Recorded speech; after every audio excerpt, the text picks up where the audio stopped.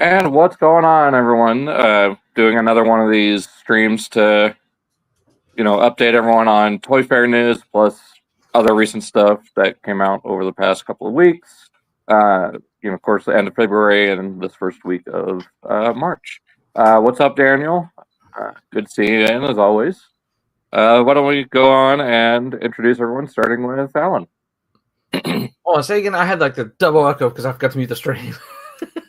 Wait, what? What was? Who are you? Where can we find you? And what'd you get? Okay. Right now you guys can find me here on YouTube as either Werewolf Finder for all my toy reviews, or Werewolf Finder Gaming for all my gaming content. Where we just started yesterday we just started Transformers: Dark of the Moon on the 360 yesterday, and we're on our road. We're on the road to try to get like 200 subscribers by Wednesday, by the 12th, because that's my birthday.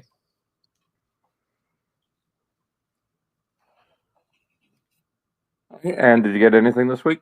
I got Double Dealer. Oh, Earth Race? Say what? The Earth Race? Yeah. Nice. And I already had his little test dudes. Cool. But I think that's all. That's all I got for now. Transformers have been kind of bare this time around. Yep. I mean, until you saw the recent updates yesterday. What happened yesterday? The order from Amazon. Did my order from Amazon go through? Well, they've been updated. They've moved up to early April. Oh, okay. I must not wasn't paying attention. But all right, Cyril, why don't you tell us where we can find you and what'd you get this past couple weeks? You can find me nowhere. All right, that works. Yeah. I'm mainly on Blue Sky, but that's about it. All right. Any hauls recently? I got the dramatic capture set for Optimus, Jazz, and Mainframe, and I sold off Optimus and Jazz. I mean, that's probably what I would do too if I got it. If I was to get the Decepticon one, I'd do the same with Megatron and Soundwave. Just keep Shockwave because Yellow Eye and Silver Barrel are superior. Oh, really? Okay. Yeah, I kind of think the opposite because they're more cartoon color. Well, that's what I'm saying. Like, I like the cartoon color of Shockwave more than the Siege one. Plus, we're getting Studio Series Megatron and Soundwave within a year's time. So, shoot, yeah. I still want to get the flipping Siege Shockwave in general. Oh, actual Siege Shockwave. I got the comic book colors one though. It's a fun figure, and it comes with the all that extra stuff that you could basically use as a goblin glider. little rocket sled. I kind of, my headcanon is that he doesn't use it as a sled, he uses it as a drone. Mm-hmm. Oh, like the little helper drones in Beast Machines? Yeah. And whatever. So Jetfire. Jetfire, I think, is kind of similar in that, he has those parts that kind of combine to a little mini jet for him. Yeah. Kind of a little helper. Yeah, like a little guy, he can have like remote come in at the last second. But I can also see like Shockwave using it as like a scout, like so in case he wants to scout ahead or something like that, or maybe collect samples or something. Yeah, because it makes so much sense for his character to have a drone constantly around him. Yeah, I mean, he has in some of the more recent cartoons, he has like the spider drones and things. Yeah. We were a little bit ahead of our time in giving him that little pocket of like accessories. We just didn't know it. What's up, Michael, Alex, and Ghost? How you guys doing? Wait, hold on. Is that my crew? I believe so. Michael Hack, and then the Ghost. Ghost. Hey, Ghost is from my end of things. Awesome. All right. Well, if that's it, you can find me. I wear Adultadia95, and I got the Missing Link Bumblebee last time, didn't I? No, that's new. I thought I said I got it. Either way, yeah, I got it, and it is scary as hell to even attempt to pose. So I put it in beetle mode and haven't touched it since. Because I've heard people breaking the hinge joint on the lower leg when they go to transform it. Already? Yeah. Whew. But yeah, that's pretty much it for me. So we got a lot to get through, especially with Toy Fair and now TFCon happening right now. So let's go ahead and get into this. Present.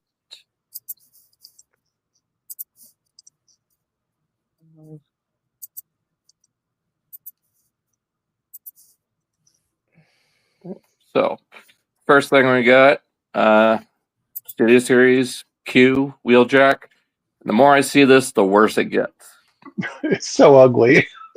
Well, not to mention just the arms. Like Yeah. you got the curling arm syndrome. It looks like an older Transformers toy, not like what we're getting more recently. Yeah, It actually looks like something. It looks like what came out during the movie or something like that. We actually got it. I mean, yeah, total agreement on that. I don't see any improvements on this other than maybe like the head sculpt and maybe some of the detailing, but that's it. Yeah. I mean, yeah, he looks closer to he does in the movie, but at the same time, it's like I didn't like how he looked in the movie. It's like 2 steps forward, 1 step back. Yeah. I mean, the Karma looks great. I mean, the Mercedes looks beautiful. Just needs the little like ambassador flags on it. Yeah. I mean, yeah, the vehicle mode looks great. Of course, I mean, well, all these the Studio Series figures are they're gonna make sure that the vehicle mode looks amazing. Mm-hmm. They spent the money on licensing. Yeah. So we got some in-hand pictures of Age of the Primes Trypticon, and I cannot wait for this. It's so beautiful. Yeah, the more I look at this color scheme, the more I'm glad I have this over the OG. Especially I just can't handle the purple pink color. Well, apparently it looks a lot better in person. Like everyone that's been at MegaCon and Toy Fair says it looks a lot better in person. It's just a color that doesn't photograph well. Yeah. I mean, it's obviously meant to be, animation color correct or whatever. But. Yeah. It's like I can already tell that these shades of like pinks and purples, they're that type. They play to our eyes directly well, but the second they get photographed, it's off. Now, re-release Metroplex in proper colors, or give us a new mold. I prefer the latter. There's supposedly a rumor going around that they are going to re-release Metroplex, but they are going to make some improvements. Yeah, that's what I've been hearing too, like ankle tilt and whatnot. Yeah. But yeah, I'm excited for Trypticon. Do have some images because I know you're into the Yellow Park stuff, right? Yeah. So we got Mirage, best character in Rise of the Beast. I think that like this right here is a prime example of why like non-transforming figures should exist, because look how close he is to the movie detail. There's no way there's no way without making it a super expensive third party can you get something like this and have it transform. Yeah. The only company I could see doing it is maybe Unique Toys or DX9. Yeah. But like as a retail version of you having a representative on your shelf for a relatively easy cost, yeah, I will gladly pick this up because he looks so damn good. He got his curves and his detailing down perfectly.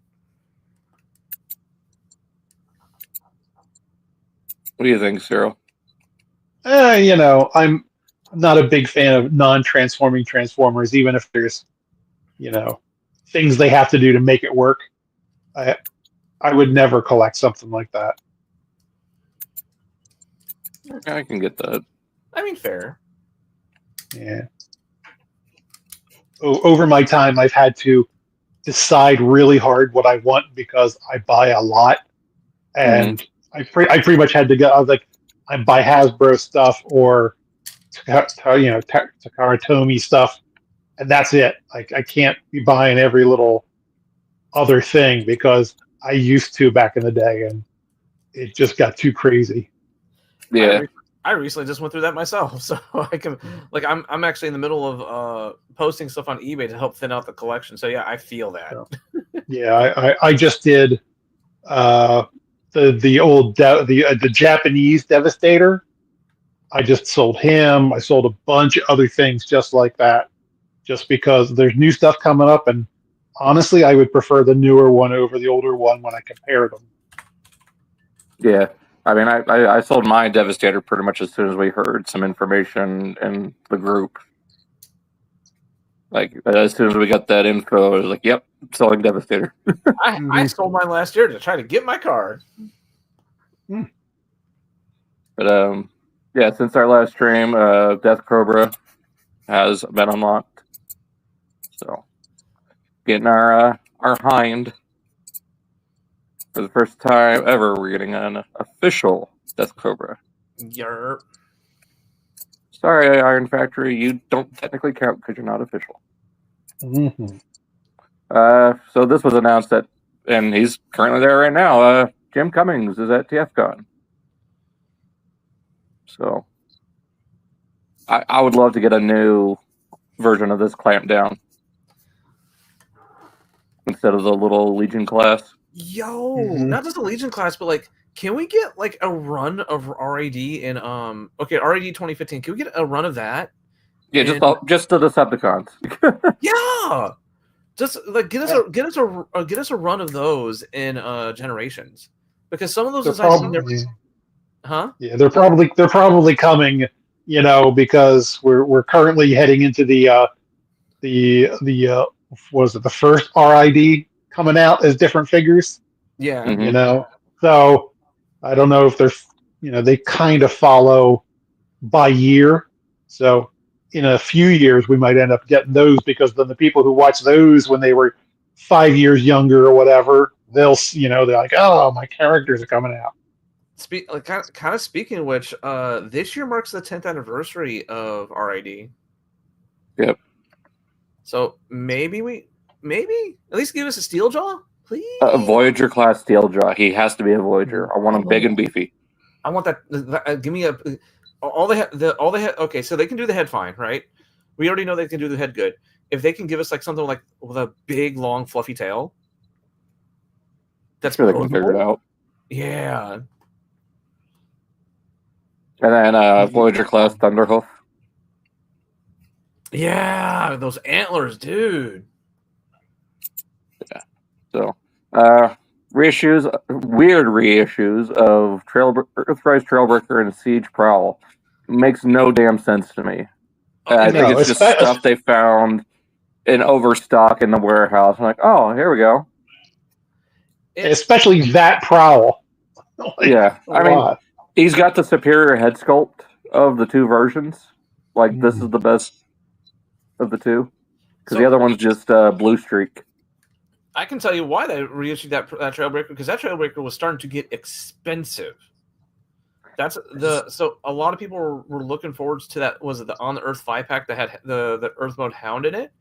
Because it was another way to get Trailbreaker. Because Trailbreaker before that announcement was flirting with triple digits. Well, and you know me by now.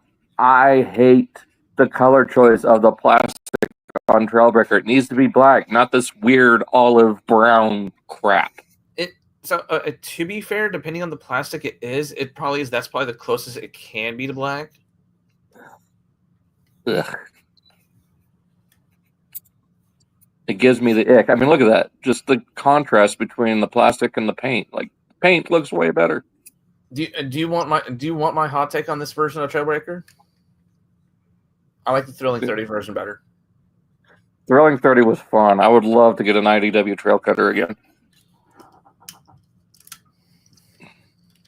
I might sell. If I have it, I might sell it because I kind of only keep one of the versions, and it's usually the most recent one. Well, I mean, like, I would love that design again, is what I should say, not that particular figure. Not the physical actual one. Yeah, Right. What I do is I try to have like my definitive version of that character for myself in my collection. Like my definitive version of Cup is Sergeant Cup from way back in like the 2010 generations era. With the Iger Saigar head. I don't have that. Oh, I do. Like I don't know what it is. I just my head can of an old grumpy old man being a truck just fits so well in my head, you know? Yeah. Got our character profile thing that they've been doing. So we got Lbat. Left arm of Laukaiser. You got the the Salt Rafet jet mode. The more I see of all these figures, especially different poses and stuff, it makes me more excited to get these. I mean, yeah, they're gonna have issues. I mean, they're not gonna be the perfect representation. I think people that are throwing a fit about how they look and whatnot are just too spoiled by third party these days. Yeah. Especially when they combine together and they're bigger than flipping Deathsaurus. Yeah. Yeah, and they're supposed to be like a head taller than him. Like I've seen pictures of them face to face. Pictures with Evan. He's just a later bit on. tall. Yeah, like from the cartoon. You know, he basically gets just a little bit bigger than him. You know. Yeah. So some unfortunate news. Robert Orsi has passed away. Yeah, it's sad because he was one of the writers for Prime and Revenge of the Fallen, and the live and 07. Oh, and 07. Okay. Yeah. To like hate the movies if you want. Like if it wasn't for him, he was one of the people who helped bring the Transformers franchise back to public light. He was helping. Yeah, put it back on the map. Yeah, so I mean, we have to give the man his respect for that. Yeah. So, hopefully, that's sad. And he died young too. It was like what, 53? 51. 51. 51. Shoot. He's 1 year older than me. Goodness. So we got our next TFCon exclusive, and I think this is supposed to tie in with the Grand Scourge Convoy that they did at TFCon USA last year. We got the Obsidian version of Wing Saber. So looks really good. I really want to get these fans hobby things, but it's just so expensive. Yeah, they're kind of out of my range in general too. Yeah. But just for the bisecting transformation, they did a really good job. I still haven't seen any video reviews on it. I think Pia uploaded a video, so I have to check that out. So this is just an announcement, but they do have pictures in the Toy Fair stuff. But Blockies, EX Elite Bumblebee for Rise of the Beast. So be taking a better look at that here in just a few minutes. So this coming weekend, Walmart CollectorCon. And of course, there's going to be some Transformer stuff with the Cybertron line. I don't know what. I guess this is just a placeholder silhouette. Yeah. So get ready for those. We got a couple of things that we'll be talking about. I thought that I saw links to those that someone put up. Like, I'm not sure if it was that or Target, but I think links were put up somewhere where you can go right to it. I favorited it, and so that I could get to them pretty quick if I had to. Yeah, I'll just pre-order them on Pulse, like shared exclusives like that. Unless it's Amazon, I'll get it on Pulse. Are they doing it on Pulse too? Yeah, it'll be small quantities on Pulse, and then the rest on Walmart, just like they normally do. Luckily, I've decided to be one of the people who put the premium in. Just they disappear. Like I might not even get it. It is kind of ridiculous. I keep on forgetting to renew my premium. Yeah, it's the only way you'll get stuff because they just do not get enough. Yeah. Yep.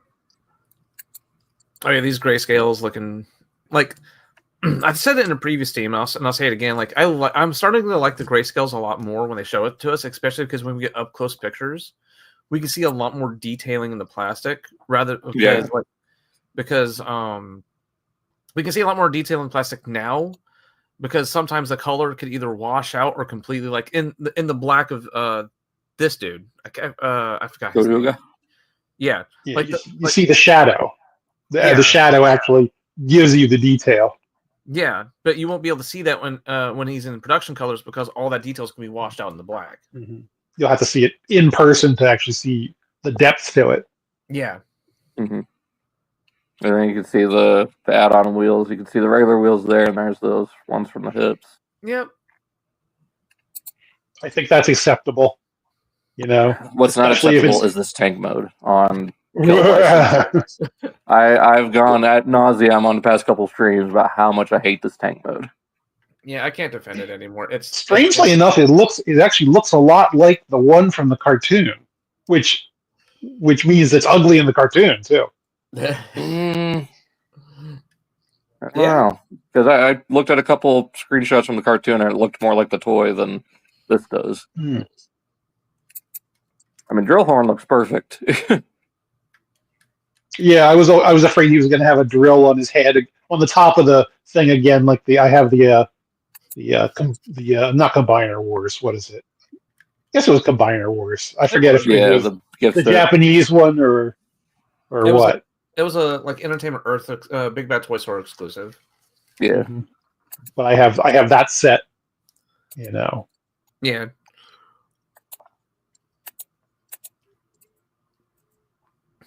And yeah, there's little test animals. They're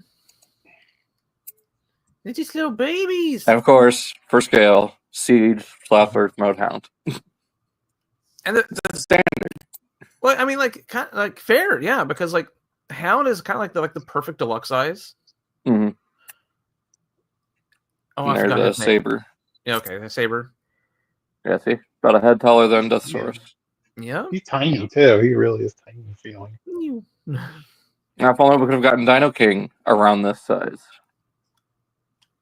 But Dino King's like up to what, his hips? Yeah, maybe. But I still need to get that. Same. But I think too is like Dino King was supposed to be smaller, like he's made out of minicon type of thing. Yeah, we combined to form a regular dude. Mm-hmm. All right, well, it's so just like that get these images just before Toy Fair. This is the Cyberworld Scorponok. This is your $60 big gimmick playset toy. Funny enough, he draws colors from, was it the prototype of Scorponok? Yeah. Yes. Who has a weird color? Who's on his knees? It's a... Who is it? It's Galvatron and... Skybite, yeah. And then Mega Bull on his chest here. I mean, for kids, it's harmless. Yeah, there's the... So, I think I said this in the chat, and I've also said it on Twitter. His Scorpion mode really reminds me, if you guys have ever seen Ferngully, the Leveler. Oh, the big, the big machine that Hexus controls. So, I'm not sure if it's shown in these pictures, but it has been confirmed that his tail it comes apart in two pieces. You have the sword. Yeah, the little motorcycle. Yeah. See, like stuff like that. That's a cute little idea, you know? It's like a step up from the rescue bots. You know, it's like this is the stuff you would get next. You know, after the little baby stuff. Mm. Yeah, this is like right between rescue bots and Earthspark.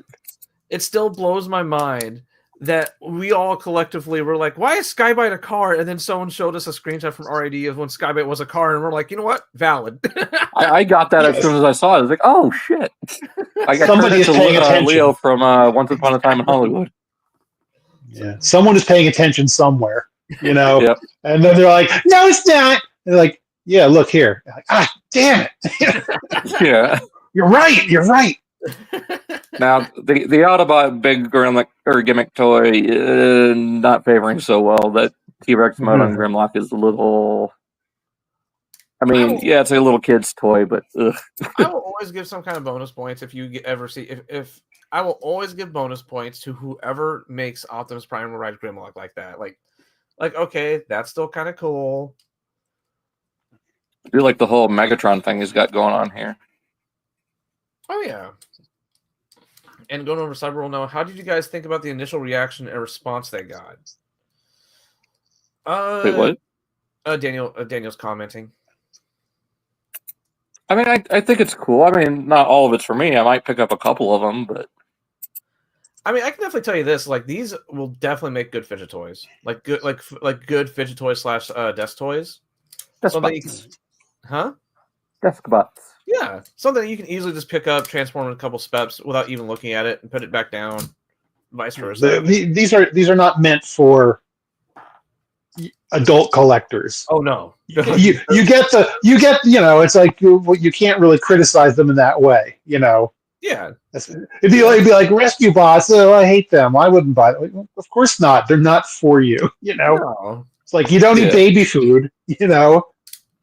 I mean, you can, but it's not. You can. It's not for you. I mean, yeah, these are strictly like I think they said though, like what this is for like the 5 to 9 audience. I'd say 5. These are great for that. 5 to 8. Yeah. So I mean, this makes perfect sense why it's for like it's not they're not exactly Rescue Bot age, but they're not exactly the 10-year-old the warrior class, yeah. Yeah, the 10-year-old demographic that they usually like to. This is a good starter set essentially. Mm-hmm. What's weird is that this is Galvatron with that G1 Scourge ass head, the Cybertron Scourge ass beast mode. Yeah. I mean, it's cool. I mean, definitely an interesting take on Galvatron, better than what Michael Bay did. Ooh. And then we got a Mirage with his Peter Griffin chin. Holy crap, Lois, I'm a Mirage from Transformers. With him being a jet this time around, this is interesting. It looks like he just put on the jet costume. He's dressing up Andy like when he put on the cardboard Buzz costume. Mega Bull Megatron. This one I might get. It just looks cool. Yeah, just the design looks pretty nice. Like I kind of like. I know it hinders the transformation. I'm trying not to stutter. I know it hinders the transformation a good bit, but I do like how they gave him like his own dedicated feet to make his robot mode more stable. Mm-hmm. We just don't talk about that alternate mode too much. It's just him on his hands and knees. Well, I mean, it's the same. Yeah, it's the same transformation scheme as Galvatron. Yeah, and then we've got Optimus, kind of an off-road, like maybe military style truck. A more rugged truck. Yeah, kind of like what the Rise of the Beast Prime was supposed to be. Yeah. It's funny, the cab one Optimus looks like his head. Let's see. Just looks like a head with wheels. Apparently, Cyberworld's going to be on YouTube with a runtime of 5 minutes and in the span of 36 episodes. Yeah, so it's basically like the character models are basically just the toys, and they're just fighting each other. That's pretty much the whole thing. It's like they come from different points in the universe. It's not a set canon. It's basically just they fight each other. That's it. What is it? It's Hasbro's version of Marvel's Superhero Squad. I can see that, yeah. Yeah, is anything canon? No. But is it silly and fun to watch? Yes. Yeah, and here we got Snarl, and a lot of people are comparing this to Five Faces of Darkness, where we got the hot rod colored Snarl. Huh. Because that episode was riddled with animation errors. Yeah. There's Skybite. He's getting a lot of love this year. Yeah, getting a full figure, and then this one. I'm definitely gonna have to get this. Like, it's got like he looks also like the Hot Wheels shark. He can I go could along see with easily see the Hot someone come Wheels up with. guys. The Hot Wheels guys are going to be doing too, which we'll probably see a couple later. Yep. I could see someone creating a little add-on to make it look like more like the Formula One car he disguised himself as. This, on the other hand, ugh. Hey, let's take that last night Hound and just plonk Megatron's head on it. That's good enough, right? Once someone posted a side-by-side comparison of him and the toy it's originally based off of, I can't unsee it. Like, that's all. I mean, if you look at his arms too, like it's just Hound with Megatron's head. Yeah. Very, very cheap, disappointing easy compared to everything recolor. else they did. Oh yeah. Is it me or like I've been noticing like over the past like couple years, they've been pulling like the random weird gimmick toys out of thin air from the 2014 to 2015 era and reusing them. Oh yeah, like Bot Shots last year. Yeah. Ghost said, man, these toys are so weird. I mean, it's a kid's thing. Oh man, it's a line of gimmick filled with it's going to be a line. It's going to be filled with gimmick toys. But at the same time, it's meant for kids. But I think we're finally going back to the era of like Cybertron, Armada, and Energon, where even though they're gimmick toys, it's like it's still a Transformer first, and it just so happens to have a gimmick. Yeah. That way you can have both toys in one, so it's not just a gimmick. Huh? After the first few years of the original Transformers, it was gimmicks. Yeah. You know, it was Headmasters, this guy, this thing. They shoot water, The ripcord propeller things. Yeah, the propeller guys. I love those. Rotor Force, there we go. I was just looking at the propeller guys. I have the boat. And I have the boat's hard to find. The boat's hard to find. Yeah, I've never gotten that one. I have the rest of them. I have the boat, and I have the what is his name? He had a re-release based off of Mirage. Oh, like Iron Leadfoot. Leadfoot? Yeah, I have Leadfoot. Mm-hmm. I'm missing their guns. Yeah, I have both versions. I would love to see them revisit. Was it Power Dive? Was it the Scout 4 plane? Yeah. But here's our EX Blockies Bumblebee, so very metallic. Mm-hmm. I'm guessing he's supposed to be a special edition. That's why he's more metallic. Yeah, I think it's currently available, and they only have like 5,000 units. Ah. And of course, they have their setup at Toy Fair. I think these are all customs. In this case here. Ghost says, our worlds are in danger. And then Daniel says, going back to the reissue of Earthrise Shellbreaker and Siege Prowl, I want him in 88 SS86 to be Cartoon Network, and I don't care if the vehicle mode is licensed or not by Nissan. I don't think I remember us having this discussion before. I think they're just going to do the Earthrise mold like they did with the Dying 2-pack and just make it to where it's not dead. Yeah. Like, no damage. Yeah, I mean they can absolutely cast the regular chest in a solid plastic. Yeah, like I'm perfectly fine with that. Like I have no issue with the design of the mold. Nuh-uh. Like I would like right now I still have the 2-pack as the splits come. What is up with that pose hound? I don't know. ADHD, yay! Like we have the I call them the trauma 2-packs, right? And we have the Ratchet and Brawn 2-pack still at my work, and I've been like every time I pass it by, I eye it. Like I like that Brawn mold, and I would not mind. And like I like both of those molds. I would not mind buying them again. They're good. Okay, these people who are posting who are putting stuff up are having some fun. They were bored.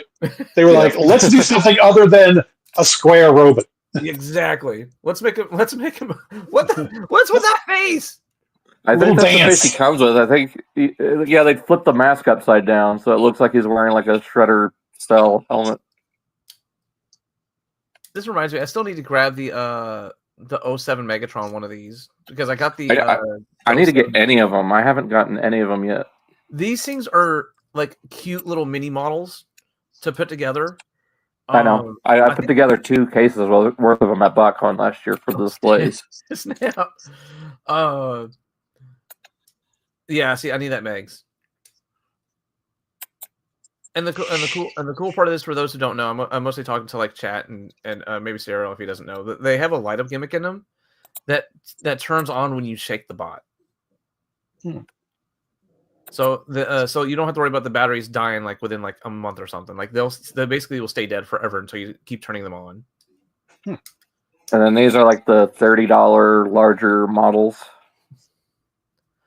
They're neat looking. I saw someone putting one of these together at BotCon, and it looks awesome.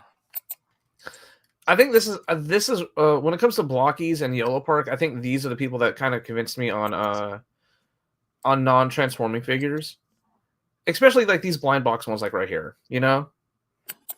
Because like, well, and then with these mini ones, you can actually combine them into Devastator. Oh yeah, the mini Constructicons. There's no split. Doing the splits. Hey, they're just doing their best, Jean-Claude. I think it's the thing now. Ghost says I think it's I think it's the thing now. Nowadays, gimmicks are filling the shelves, especially in my country. I have no problems with gimmick toys. It's the clutter the shelves. It's then the clutter the shelves, and nobody is buying them. That's my issue. We're getting there. Calm down, Ghost. Okay. First thing though. So, sideways. Okay. So, context is ever since the last stream that we've had. All right. In our streams back on my channel, Sideways has become our official / unofficial mascot of the channel. And we're talking about like Sideways because there's apparently like this giant. Apparently the writers and the fans have kind of like collectively agreed that Sideways is a multi-dimensional person. Well, yeah, he's a multiversal singularity, just like Unicron. Yeah, but no, I read the Wikipedia article. He didn't start off like that. It was like kind of like everybody kind of like would agree that let's make him like that. And well, I mean, like now he is, but yeah, he was supposed to be an animated too, I think. Yeah, no, he was. He wasn't animated. He just never got a toy. Well, he didn't appear in the show. Well, where do you? I'll look it up later. But anyways, we got our Hot Wheels Transformers crossover. I had a little bit of an argument. I don't know if are these supposed to be deluxe scale? Yeah. Okay, yeah, because someone was like, "Oh no, these are supposed to be in scale with the Hot Wheels cars." Like, I don't think so. I know, you can clearly tell because there's a. Hold on, go back to that first picture. Yeah, I was gonna say with the risers and then with Alchemist right there. Well, like these are smaller deluxes. Yeah, just the box alone in the picture gives you a perfect scale. And since Alchemist is a deluxe, that's a deluxe box. They're deluxe sizes. Yeah. Now I'm going to be fair. When I first saw these pictures, that's the first picture I saw. I didn't just twin mill. Yeah, I just saw twin mill. No other context. I didn't even see the title. No nothing. I was like, okay. He kind of looks like a Hot Wheels. And then I tabbed over and I see Skull Cruncher, and I was like, hey, he kind of looks like. You mean Bone Shaker? Yeah. I was like, hey, he kind of looks like a Hot Wheels too. And then I was like, I tabbed 2 more over, and it's like, oh, Hot Wheels Transformers Club. Like, and then the processing bar stopped for a second and then reloaded, and I was like, we never done one of these yet. The closest pretty shocking, was that $80 Tiny Optimus. But at the same time, I also realized this is Mattel and Hasbro collabing. Mm-hmm. The 2 biggest toy companies are collabing on stuff. What were you about to say, Cyril? I'm just saying, like, I really like the metallic color. They look like die-cast metal, from that.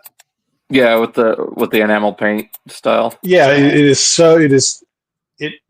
looks just like when I saw the just the things by themselves, like that. I was like, oh, it's a die-cast little toy, Yeah. If you told me that was a Transformer without looking at it, if you just it's like second mode. Yeah. Yeah. If you just told me that was just a Hot Wheels car, I'd be like, yeah, that's a Hot Wheels. Pretty. Yeah, it looks just like what they do. Yeah. Now, I don't mean to throw any shots at anyone, but are either of you familiar with Perspective End? No. Nope. So he's a toy reviewer, and he does a podcast with T-Fan Page 101 and Dumb Jake. He hates the name Twin Mill. He doesn't understand it. It's an old hot rodder term for two engines. Yeah, like a lot of old Transformers have old terms. Like people like Blue Streak. He's not blue. Yeah, but that's because that's they're the not name of talking. the Hot Wheels car too. Yeah. I mean, see, like I like surf music myself, and they use a lot of terms for things for cars and stuff like that you know are not currently used even in modern songs. Because they're referring to 40s or 50s stuff, and just if you're not aware that these things exist, if you're not a car person from back then, you wouldn't know. But yeah, I of all these, I'm definitely gonna have to get maybe two of Twin Mill. One to keep in vehicle mode, one to have in robot mode. Like Bone Chicker's cool, but I don't like him as much as I like Twin Mill. Twin Mill speaks to me. I need to get it. I like the skull chest. That's pretty cool. Yeah, I hope they do the Diora too.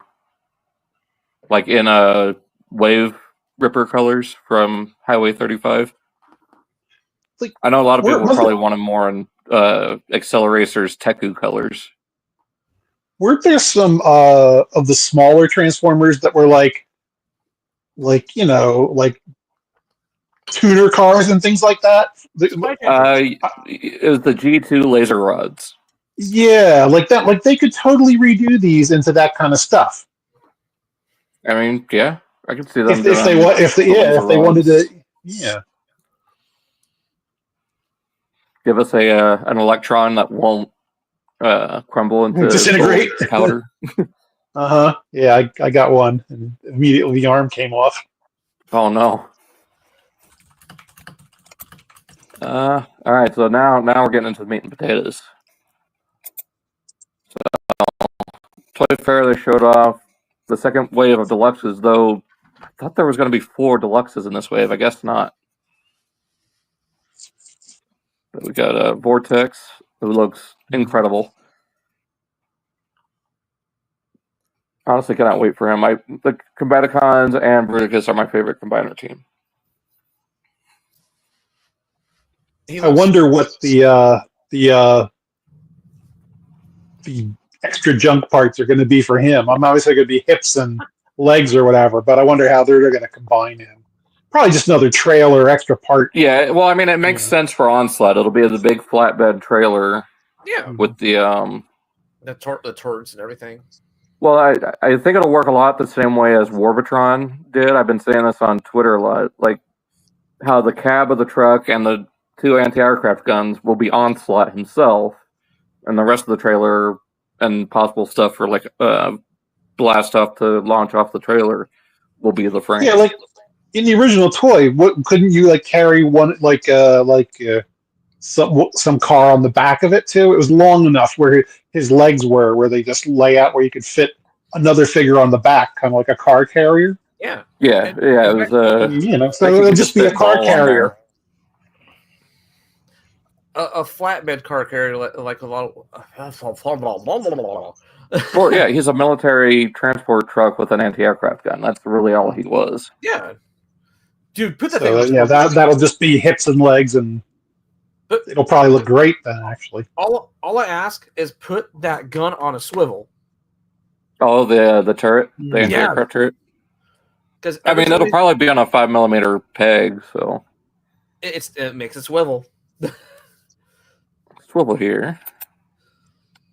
I mean, he looks. But yeah, I was talking to a friend of mine who was in the military, and he says this is pretty close to an Airbus, or I think it was an Airbus helicopter, possibly. And then we were talking, like, speculating, like, what kind of other vehicles the rest of the Combaticons could be. Like, Onslaught could be a modern HET, or heavy equipment transport truck, like the Orbitron truck was. And Onslaught could either be an Abrams, like he always has been, or a Leopard 7. I can't remember which one we're looking at. Yeah, I mean, just the robot mode looks great, especially in those cartoon colors. I would love to see them do toy colors. I mean, we probably will eventually. Yeah, it's their box set. Yeah. We better get a Ruination box set. Oh, that's probably a fan channel thing or something. Oh yeah, Crasher. I mean, if you already got her, this isn't anything you need to worry about. But those who didn't, she never popped up in my area. So, and did you look at Ross? Huh? Did you look at Ross? No, I keep on forgetting. I keep on forgetting about Ross, and the bad part is I work right close to it. Mm-hmm. Everybody forgets about Ross because Ross is forgettable. Poor David. Oh, hey Theo, how you doing? Yeah, well, not quite. I mean, this is quite you, but still McAdam. Alchemist Prime. He looks pretty good. A little kind of alien or futuristic armored truck. Yeah. Okay, so I can understand that his weapon turns into daggers, right? Mm-hmm. Every single promo image that we see of this guy now, they're combined into a set of spectacles. Yeah, they're the lenses. Yeah. So I mean, like, I'm gonna put on my tinfoil hat, right? And I was like, listen to me here. We're going to get Primus, and he's going to be wearing those spectacles at some point. I will make my giant robot look like a giant nerd. Mm. Hard to believe that this year alone will have more than half of the primes. Oh, we will. Like they are speed running the next 2 years. Yep. Speaking of primes, here we got Onyx. Amazing. I think they want to show them off because, like, I think a lot of people are afraid that certain people are off of Transformers that weren't on before, and they're afraid, G1 will take over again, and that'll be all we see. I mean, John Morton's not with Hasbro anymore, so I don't think we have to worry about that. No. I mean, it sucks that he lost his job, but I mean, I still have respect for the man. Yeah, I mean, he did what he did. Yeah. Mm-hmm. But in this realm, I'm glad we're getting the deeper lore, because like any time, especially like the mass public's first exposure of the 13 primes was in Revenge of the Fallen. And well, they're just like that. It was only 7. They're shadows. They were shadows talking down to somebody.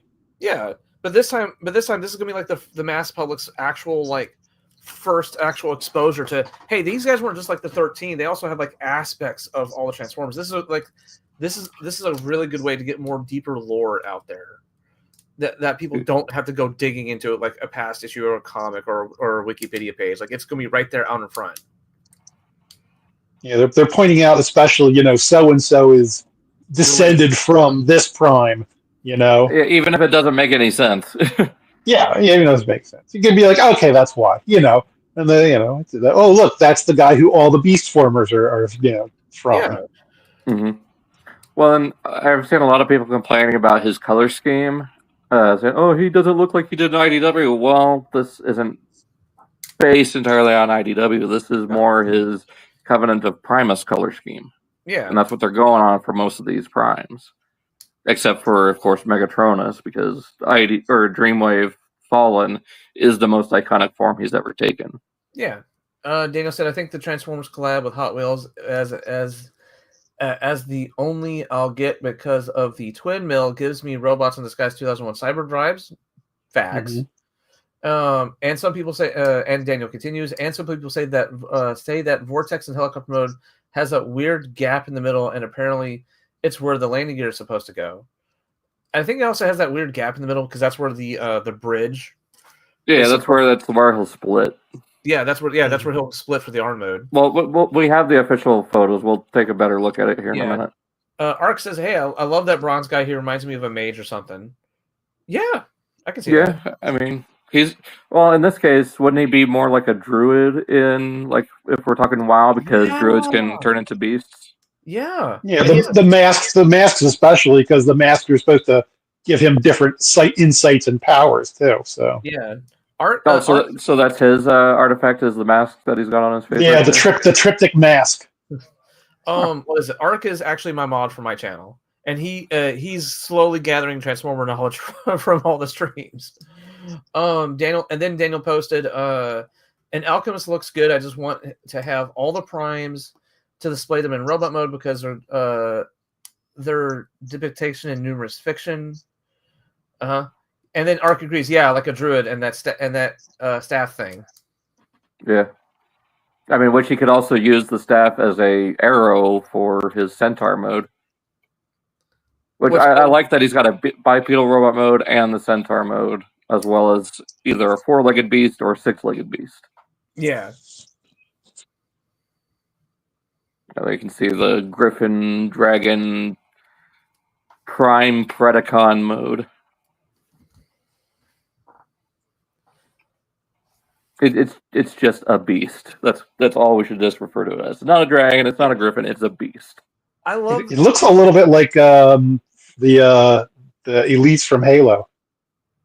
Yeah, like that like mixed with mouth. The griffin from Quest for Camelot. I can see that. Oh, what is it? So I like how like, you know, looking at it from an outsider perspective, right? Yeah. He says, yeah. Ark says, "I'm a Transformers noob." Yes, we'll get you there, Ark. We'll get you there. But I like how the way they're choosing how to depict all the primes is that they're making each one drastically different from the other ones, so we can we can tell them apart. So a person who is new to Transformers can say, "Yeah, that's this prime, that's that prime." There's no confusion on who's who. And I like how each one is visually just stands out. Like if I had him in my collection, you can see him a mile away. Yeah, I mean those wings and yeah. It makes me actually think about Animorphs. Oh god, it makes me think of the Animorphs figures. I have a yeah. There you can see he's using the tail from Beast Mode as a bow. Okay.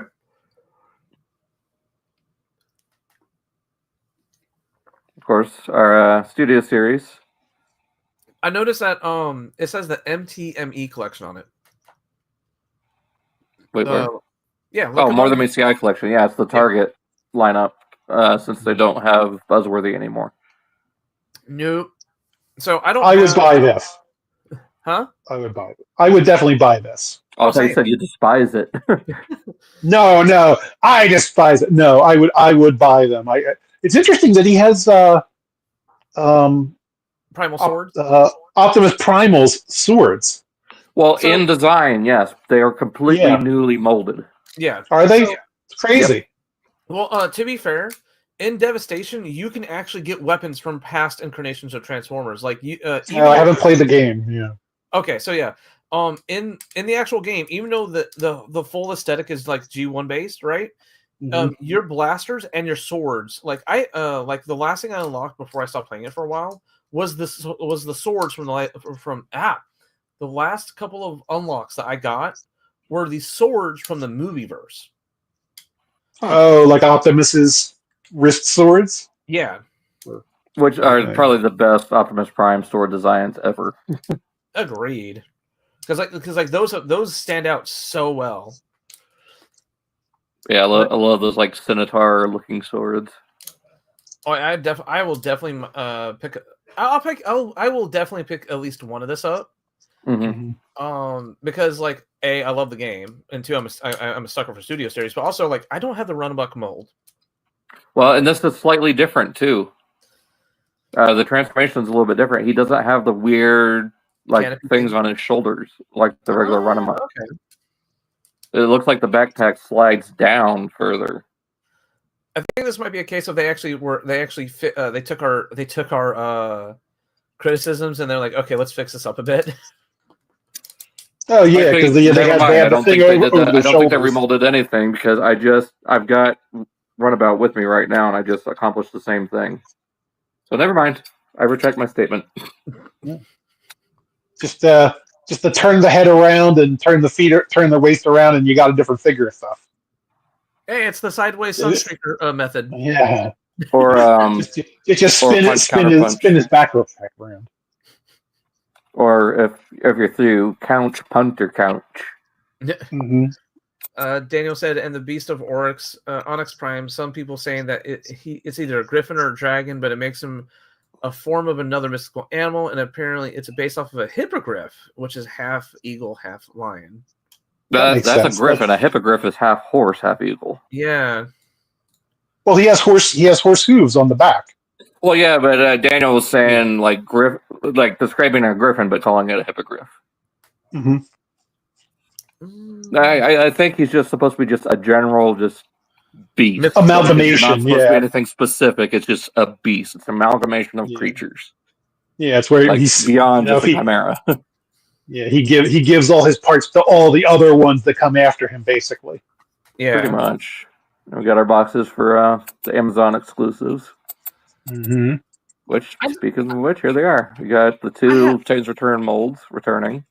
I have no attachment to these characters, but I just love the concept of them re-releasing them as brand new characters. Well, I mean, this is still the same character. I mean, like the first one, the first box set. This is the first box. They're brand new characters, yeah. They're just recolors for the Spinister and Top Spin, which I never got. Mm-hmm. Yeah, I ended up buying the here. Wouldn't you agree? Or it's still a little too pink. What did you say? Because you guys were talking over each other. Sorry. What were you saying, Cyril? I was actually I was going to say that I'm really into Carnivac because I was really into the Pretender Beasts, back in the day. I have all of the plastic shell ones and everything. And I was actually looking at Carnivac, and then I was looking at the original toys. And you can probably make all the other Pretender Beasts out of that body if you really wanted to, because they were all so similar, so simple. You could probably make a Snarler. You could probably make a Catilla. You could Chainclaw. Just some little changes, and you could probably make those out of that same body type. You're going to do a versus pack of Catilla and Snarler. There you go. Mm-hmm. Yeah. Two of the same thing. That would be horrible. They'll have to definitely split those up into two different things, so you have to buy two different ones to get the figures you want. Yeah. There we go. Here we go. There's a boy.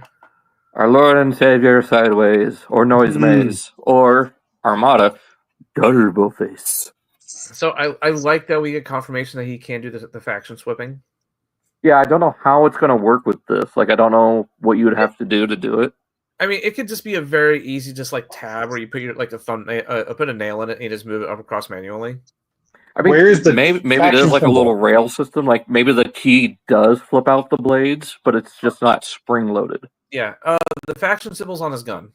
Oh, I see it there. Yeah. Yeah, on the little shield. Because the OG toy did was that if the key was not inserted into his gun, it was robot, and the blades were retracted. But the second you put the key in, it would make the blades come out, and it switch them to a Decepticon.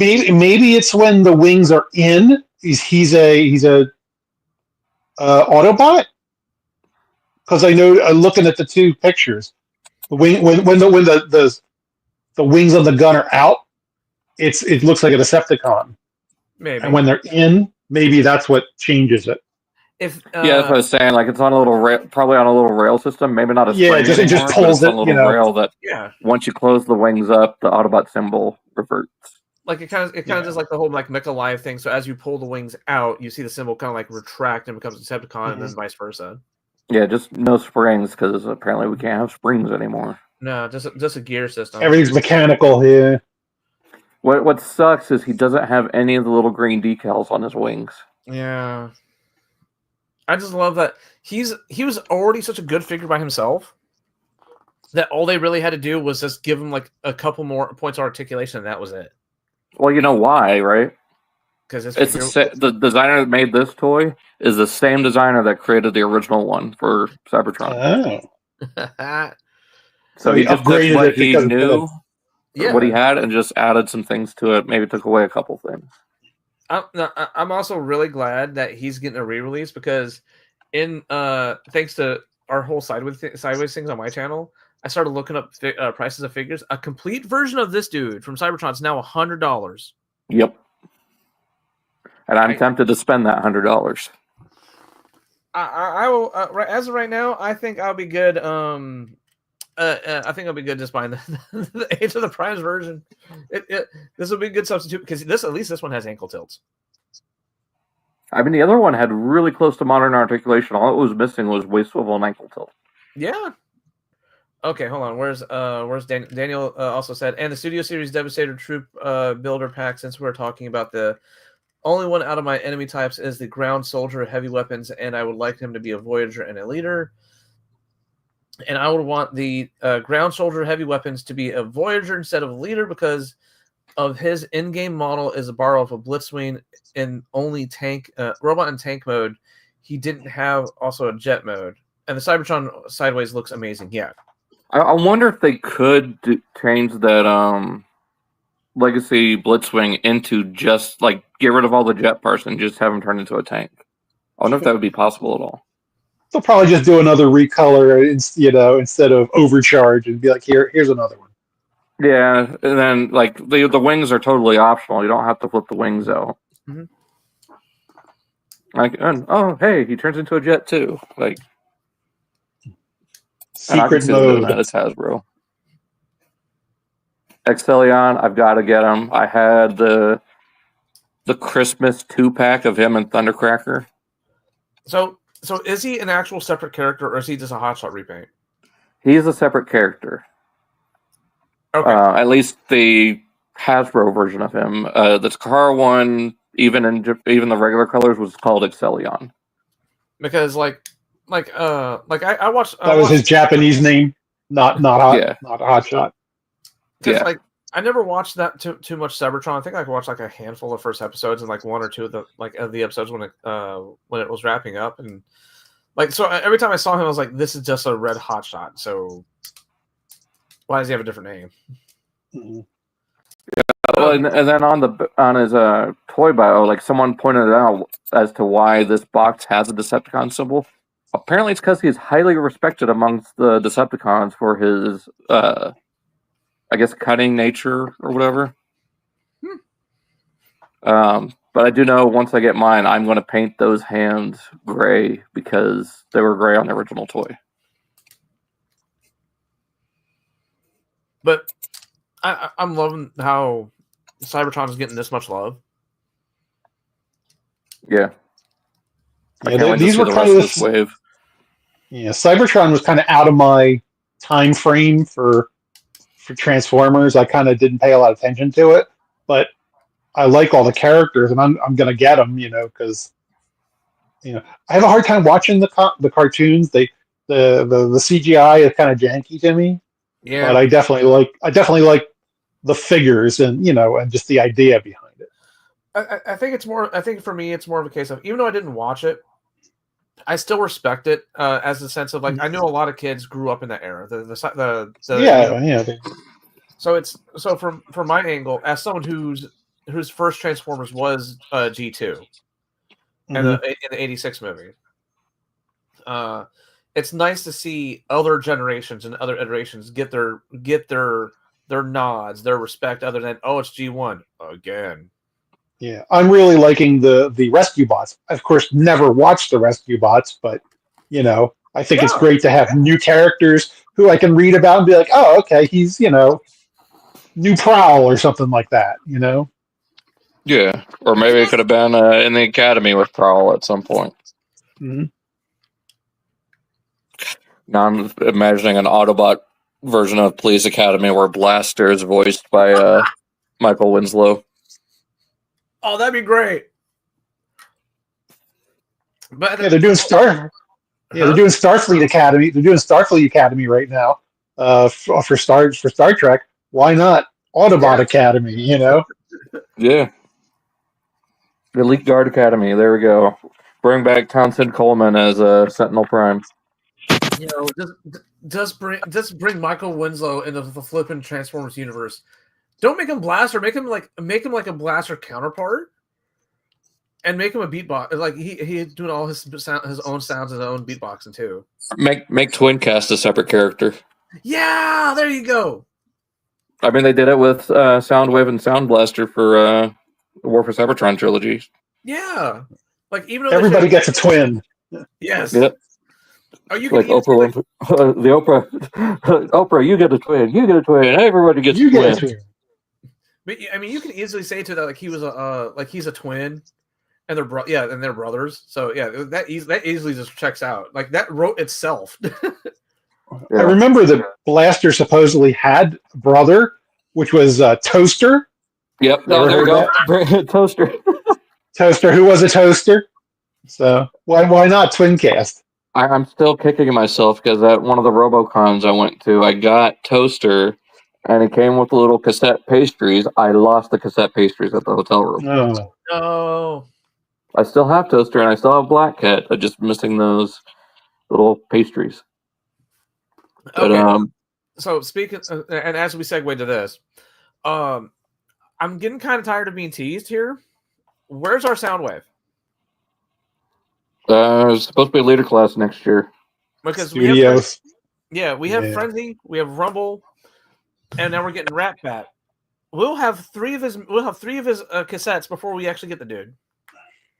Well, let's hope they make it 5 and give us a new Laserbeak and Ravage mold while they're at it. Let's see. Hold on. And Blaster wise, we have. Oh God, what's the one that comes with him? Rewind. Rewind. So we have Rewind. Eject. Sorry, Rewind's the black and white one. Okay, so we have Eject. We have Steeljaw. We have Ramhorn. Who we else? Just need we need a Rewind in Twincast. Twincast has Rewind. Translucent, but I want an opaque one. If anything, they could easily they could do what they did with Blaster and just re-release Twincast underneath the 86 line. Include him with somebody. Yeah. I mean, he was in this fight scene, so I think better not do another reissue of Blaster. No. What they possibly could do is do a part 2 of this. They might actually do a reissue of Blaster because Blaster was hard to get because it was a Target exclusive. So they could. Well, there's been 2 versions of them, hasn't there? Yeah, there's been Kingdom and Studio Series. Yeah. Yeah. But look what they did with the buzzworthy Bumblebee Studio Series, Rise of the Beast Optimus Prime. Eventually, he did get mainline released underneath the actual Studio Series line. So what if instead of him being a Target exclusive, they just like re-release him as like they re-release him underneath the actual like Studio Series leader, like a leader, and then they really release him with Steeljaw and maybe Rewind. No, I'd rather them just do a little like deluxe multi-pack of the tape bots at that point. Like do Rewind and then a new Laserbeak with Buzzsaw and a whole new Ravage. This tells me that Ravage and Laserbeak are going to come with Soundwave. I wonder if there'll be new molds too, or they'll I hope so. Or like they're doing here with Ratbat, use the Earthrise Laserbeak, but give them a new blaster pack. Yeah. Because I mean, that Laserbeak mold is pretty much solid. Like they just need to tweak a few things with it. Yeah. It's the Ravage and Steeljaw that are the worst cassettes. Yeah, they need their own release where they spend the money on them, just like they did with Rumble and Frenzy. Mm-hmm. Yeah. Daniel says, and speaking of the 86 movie, since the 40th anniversary is next year, do you think SS will anniversary set like they did with the live action movies? And do you see any difference between the SS-86 Perceptor original release and the Voyager pack with him and the 2 cassettes? And I really yes. And I really want to see. Hold on, let me finish. And I really want to see how we'll get a new mold for Laserbeak and Ravage and the studios in SS86. Also, Ravage, my boy, I love the Wildcat. To buy yet another Soundwave I have to buy. I have like 4 or 5. I only have Same the thing. one Earthrise one that's yellowed. I'm waiting for either to get the Legacy one or Studio Series. I haven't had a chance to get any of those molds. Really? Yep. I'll be selling some because I get them all and then I look them over and I decide this is the one I like the best and then ditch the rest. Mm-hmm. But speaking on Perceptor, yes, I think he's a more vibrant shade of red, if I remember correctly. Yeah. And then the blue is a little bit more muted. It's a little more metallic almost. Yeah. What? A little more metallic, maybe. A little more aqua, maybe? Yeah, maybe. Opaque plastic for the Petri dish. So it's just the red paint with the Autobot symbol. He doesn't have any paint on the telescope, on the end of the telescope. I definitely don't mind the flipping opaque on the plastic because that means it'll last a lot longer than the clear plastic will. Yep. Mm-hmm. I've heard people snapping the Petri dish on their Perceptors. Hey V1, welcome to the podcast. But yeah, they said they were going to do some remolding on him, but I guess they didn't. So It's or it's something that we cannot see in just this one photo. yeah, but Something we'll have to actually look at. Yeah, or wait till someone actually gets it in hand and actually can actually do a side-by-side comparison. yeah. And then you got a Ratbat in more show accurate colors. So he's a brighter pink with, or is it? It's more like a magenta with a brighter pink on his face, just like the animation model. So you can see the face of one in there. Yeah. Yeah, TJ Omega pointed out that both these guys have pegs. Like in the middle so on the back of the packaging, it shows a Perceptor using them both as blasters. Yo, Or at least using Ratbat's wing pack as a blaster. Okay, I like that. Yeah, that's a nice little extended playability. I mean, it goes back to what they were for Siege, being Battle Masters. Yeah, armor. Yeah, Ramhorn looks really good. Like, I'm actually impressed with how Ramhorn looks compared to Steeljaw. They did a good job with like making him get some, some beef to him. Yeah, Beefcake. Of course, I cannot wait for these 2 packs. Dude, the flipping, just the Megatron, just they made an artillery cannon like look so badass. Mm-hmm. I cannot unhear the Thomas the Tank Engine music every time I see that Prime. Right. And here's the little squat stuff. Yeah, there's that little motorcycle. Yeah. Like I said, like this looks like a very just cute gimmick line, a cute little like my first Transformer line essentially. Mm-hmm. And it's something parents could get into with their kids too because of Scorponok. Yeah, I mean this also screams like I love that one of the play gimmicks that we have that one of the play gimmicks that Transformers has and honestly I wish they do more is the play gimmick of the more you get the better interactivity they get. So like the more you get, and then you get the big play set, and then all of a sudden the play set just comes alive. You know. I don't know why, but you just reminded me of what Tucker said in Red versus Blue about Voltron. The more you hook up, the better it gets. Yeah. But look, there's Mark in the background. But, yeah. He looks like he just took a rip off of one too. I don't know. It's just a running joke with a few groups I'm in, like that he always looks like he's stoned. He's definitely a surfer type dude. Oh yeah. I'm glad we got him on the design team because he's put a lot of love into these designs. Bro, that's one thing I wanted to see, a size comparison. Look how big he is compared to the Fallen. Mm-hmm. And he's still considered a small Titan. Yeah. I don't think Ark's here anymore, but I showed that initial picture of what was it, like the blue Grimlock, Mm-hmm. and Ark went nuts. I'm like Grimlock has quickly become one of his favorite Transformers. Well, and then there's that listing that popped up of the 2-pack of Snarl and Slag. You Two colors. All right, so here we go. Here's that picture of the helicopter mode, so you can see the gap there. the gap. Yeah, and when you know that the front of the cockpit becomes the legs, that's clearly where the bridge is meant to be, so it could separate the waist piece. Well, there's the little slot where the little release tab is. That's like the only spring that's going to be on this is that little release tab. Yeah, and little square tabs, the rectangular tabs. Looks so good, and then of course you can see Bruticus on the side there. Oh, Unlike the other two combiners, he's going to have the vehicles on the front because that's how the show model looked.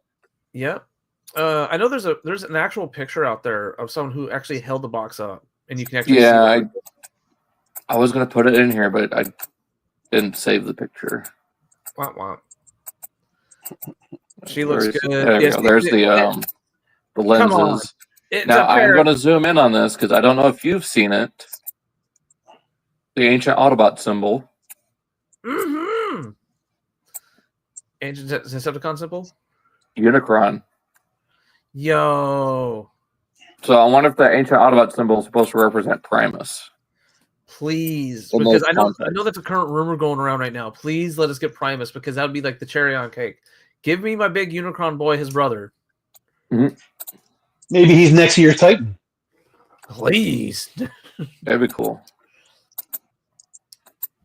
Yeah. And then Void Rivals, we're getting a SDCC Skyfire with, I can't remember the names, but yeah, based on the first issue, like the introduction of the Energon universe. Yeah, I looked up their information just on TF Wiki just to kind of get information on it because I don't look at Void Rivals myself, but I just read up on them.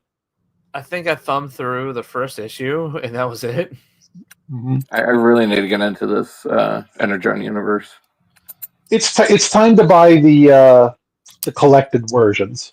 Like I think I got because there's enough issues out. Like you can get G.I. Joe and like the first 5 or 10 issues on collected stuff. So. Oh, okay. I've been the paperbacks.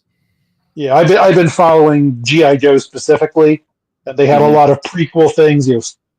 Cobra Commander, Scarlet, Duke, like to lead up to it. So they were really good, and they're definitely in collected, like books now. So you can get 5 issues. Definitely hit a comic book store and pick up, whatever you're interested in because they are good. What's really neat about them is they're really going back to like the cartoon in a way, but making it a little more serious. Yeah. Did you guys ever see the G.I. Joe movie too? The original G.I. Joe movie or the 80s? The animated G.I. Joe movie, I should say. No, I haven't seen it. No. Basically they reveal like Cobra Commander's secret history because you never know where he came from. Yeah. And they actually used that as the beginning of the Energon universe, actually, because something he discovers.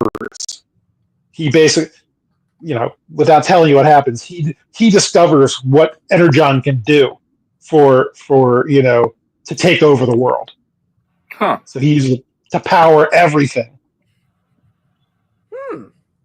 Yeah. Yeah, it's really neat. Comics. I need to find the trade paperbacks and everything, or the omnibus.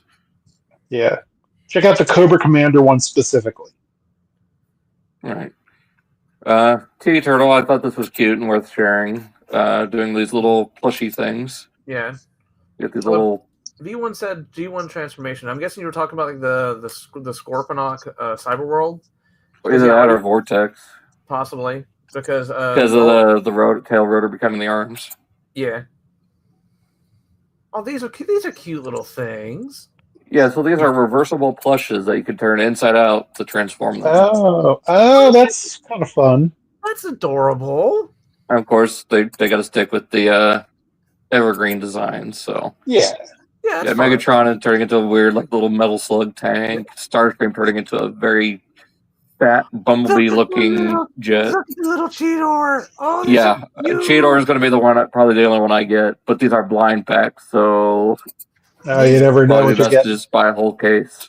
This is like I don't mind blind box when blind box things do stuff like this, where I don't necessarily I don't want a specific one. I just like kind of like just want one. Grumpy monkey. Like I definitely wouldn't mind picking up one of these just to have, you know. Yeah, there's Primal there. Oh, you can see Cheetor in the back. Yeah, there he is. It's so cute. I've got big ones of Prime Bumblebee. Yo, hold on, go back. Hold on, wait. Oh, there's Cheetor. Oh. Okay, hold on. Wait, stop at the Bumblebee. You go too fast sometimes, dude. Sorry. I'm trying to go through this because we still got like 20 tabs to go. Yeah, you need to condense these more often. Okay. No, it's just the way the second. I thought like you were going so fast I couldn't process it. It looked like there was two different Bumblebees. No, it's the same Bumblebee. Just one's more squat, and the other one's a little bit more tall. Yeah. Okay. Yeah, they should do like a mad Bumblebee. They should do a mad Bumblebee and a happy Bumblebee. Oh, the chase. It's like a Fuse old video that he took down of Masterpiece Bumblebee. He's got dull surprise and regular surprise. Dull surprise. Here comes trouble. His head's in a bubble. Yeah, I definitely might pick up one. If I ever find these, I might pick one up because they're too cute. Brickheads, Prime, and Bumblebee are currently out and available to order. So if you want to get these little brickheads, you can get them now. $20 a pop. I am very tempted. I am not. No? Like if someone gives me one as a gift, I'll be like, cool. Oh yeah. I remember we had this conversation. Yeah. If someone gives me one as a gift, cool. If I probably won't go seek one of myself though. I think I'll get them later. I've got a couple more things to pay off, but then Yeah. Here's some more of these little like bouncy ball, like beanie bouncers. The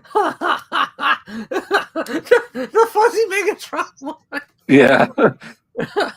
Just imagine cosplaying as Starscream and just bouncing those off the floor on the wall like you're in a at the recess or whatever.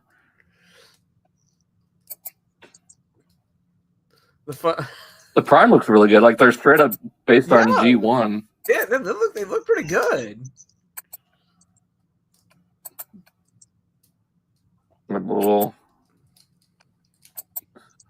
Oh, there's the Bumblebee. There's the Bumblebee one.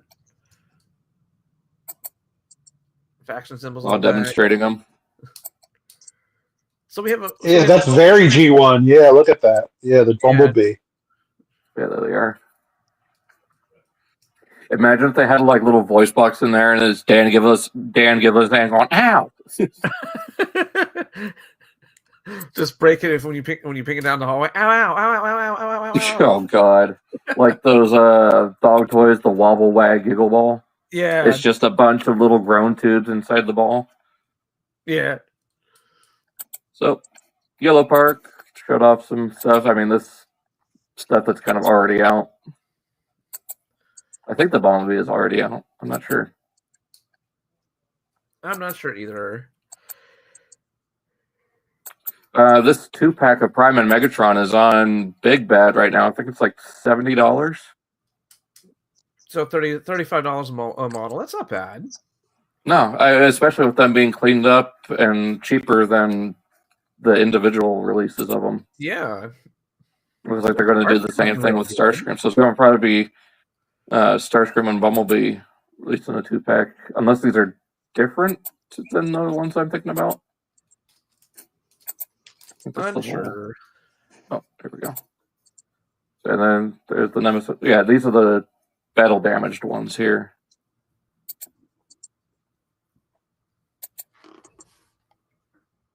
They look really good. Like the Starscream looks just like the MP. Yeah. I can't wait to see what Studio Series Megatron looks like. Like, I really want the battle scene between the two of them. The giant Bumblebee movie Prime. How mad will you be when he's a tank? I'm not mad that he's a tank. Like, it's disappointing that he can't turn into the Walther P-38, but I understand. Laws. Yeah.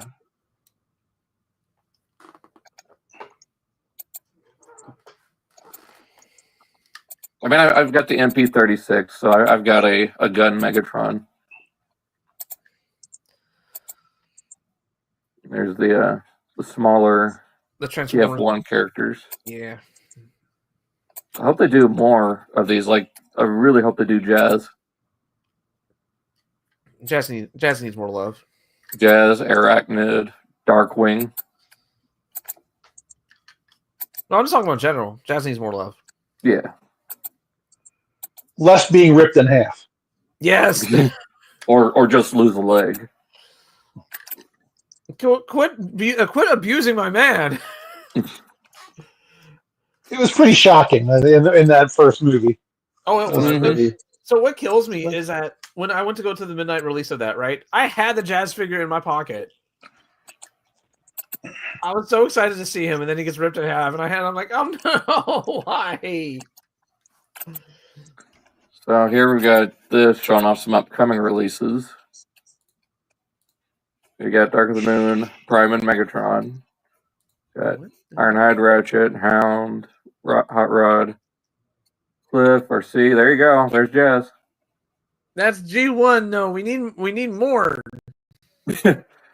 Prowl, of course, IDW, Orion, and Bumblebee. You're. Oh, I guess here's a better look at Hot Rod or Hound.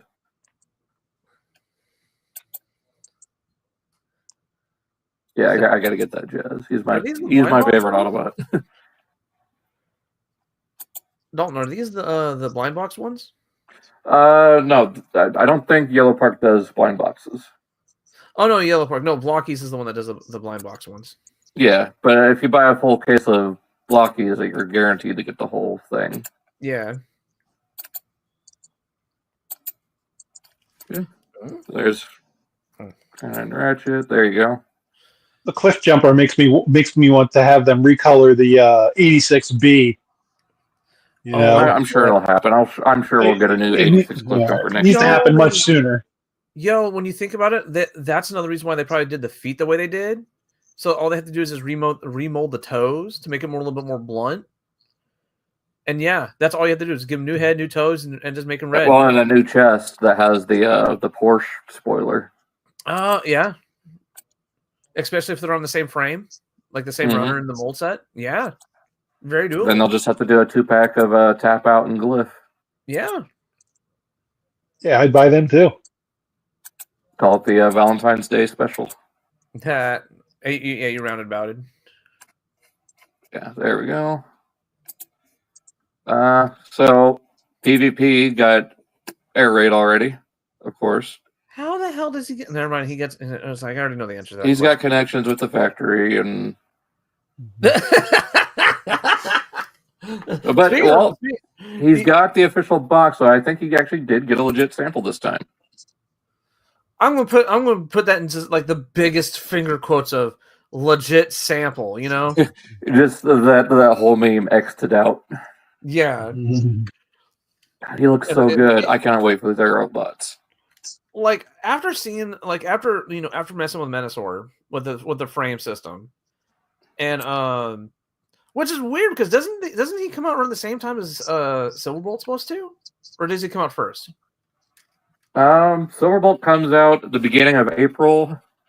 Like on Amazon, he's supposed to arrive on the 3rd, according to my order. Shit. And then Air Raid and Slingshot like mid-April. Ah, shit. Well, I gotta double check then. Fuck. Do you think somebody's going to make a Ben's chest plate for him? Oh, for Slingshot? Yep. The Rolls Royce chest? Yep, the chest. There is no if, but when. Yeah, I'm sure Nonef is gonna probably do that first thing. Rubbing his hands together over that one. Well, me and Dalton kind of already said is like it's going to happen. All like they probably already have the mold kind of like pseudo ready. They're just waiting to get this guy in hand to get measurements, and it'll probably be done within a few weeks. Yeah. Mm-hmm. Look at that unfortunate split there. Oh, right there. They jazzed him. Oh, yeah, you're a little bit behind from me. Sorry. Yeah. And they use the actual jazz. The jazz spine. Those blasters look so good too. I forgot I had 2 things in my pile of loot. Like, I don't know why people are so mad about this. These guys look so good. Like, the frame system works for cases like this where you have all the individual bots looking as they should. Yeah, the only thing they have to worry about. If you want a frameless combiner, stick with Combiner Wars. Yeah. I'm probably going to be selling my Combiner Wars off, because I'm keeping mine. I like it still. I've got the Perfect Effect add-ons on it. But yeah, this is definitely taking its spot on my shelf. I thought I pre-ordered Silverbolt. What the heck? Do you always get your stuff at the same place? It depends. Like I've been trying to usually go through Big Bad Toy Store. I've been going through Amazon. Because at least there I can change my payment method without having to call them. Fair. No, I didn't order through Hasbro. Check your emails. Just look up order and then Silverbolt. I did not pre-order him at all. I'm checking all 3. I checked Hasbro, Amazon, and Big Bad Toy Store. I did not pre-order them. What in the world? Uh-oh. Yeah, there is with Scrapper. Yeah, I cannot wait for the Constructicons either. No, if I pre-order, I'll pre-order him, but now it's gonna be for like the November wave. Actually, you know what? That's actually good. That's actually better because so much things happened at the beginning of April. Because I'm taking a trip down to Houston at the beginning of April, so that'd be the last thing I need to happen is out of nowhere. Is like, oh yeah, like all these Transformers comes out and they're going to funds. Strand, you there in Texas? Oh, that actually happened in July of last year. I went to a Nationals for a card game, and as I was down, like the days leading up to it, like all the Hasbro pre-orders hit at the exact same time, making me like, oh, yeah, I remember that. Yeah, and I was one of those people where they hit all the exact same time. I was getting no warning, no heads up. No warning, no heads up. And I was getting pre-orders in months ahead of time. Like some of these pre-orders were scheduled to come out in October, and I was getting these in July. And at the end of it, it cost me around almost $500. That's what happens with a lot of the G.I. Joe stuff. They're like, oh, it's coming out in 6 months, and like 2 months, it's like it's here. I bought 5 of the same guy. No, please, the troop builder. No. Oh, it's not just here. We already charged you for it, and it's already shipping, so you can't get a refund until you ship it back. All right, hang on a second. Daniel said, so I've looked up apparently Age of the Primes for Wave 1 is April and Wave 2 is July. However, it's only deluxes and Voyagers, and Leader Class Onyx Prime will be released in Q3, which means Onyx Prime is going to be released alongside the release of Wave 3 and third quarter of 2025 because he had a roadmap of the release window that was shown at the end of the first wave reveal. Like, yeah, right. I kind of remember that release window because they've knocked it down to 3 waves per year instead of 4. But yeah, there he is with Drag Strip. Yeah, he's looking. There's a little bee. These guys. The G1 cartoon jet transformation. Yo, Or at least the Seekers did. I remember Starscream doing that a few times. Yo, isn't that the flippin', yeah, that is. That's the flippin' siege mold. Is he really that What? tall, or are they just doing some forced perspective on that? It's force perspective with Earthrise Starscream. Okay. Yeah, he's pushed to the back. Pretty close to the animation model.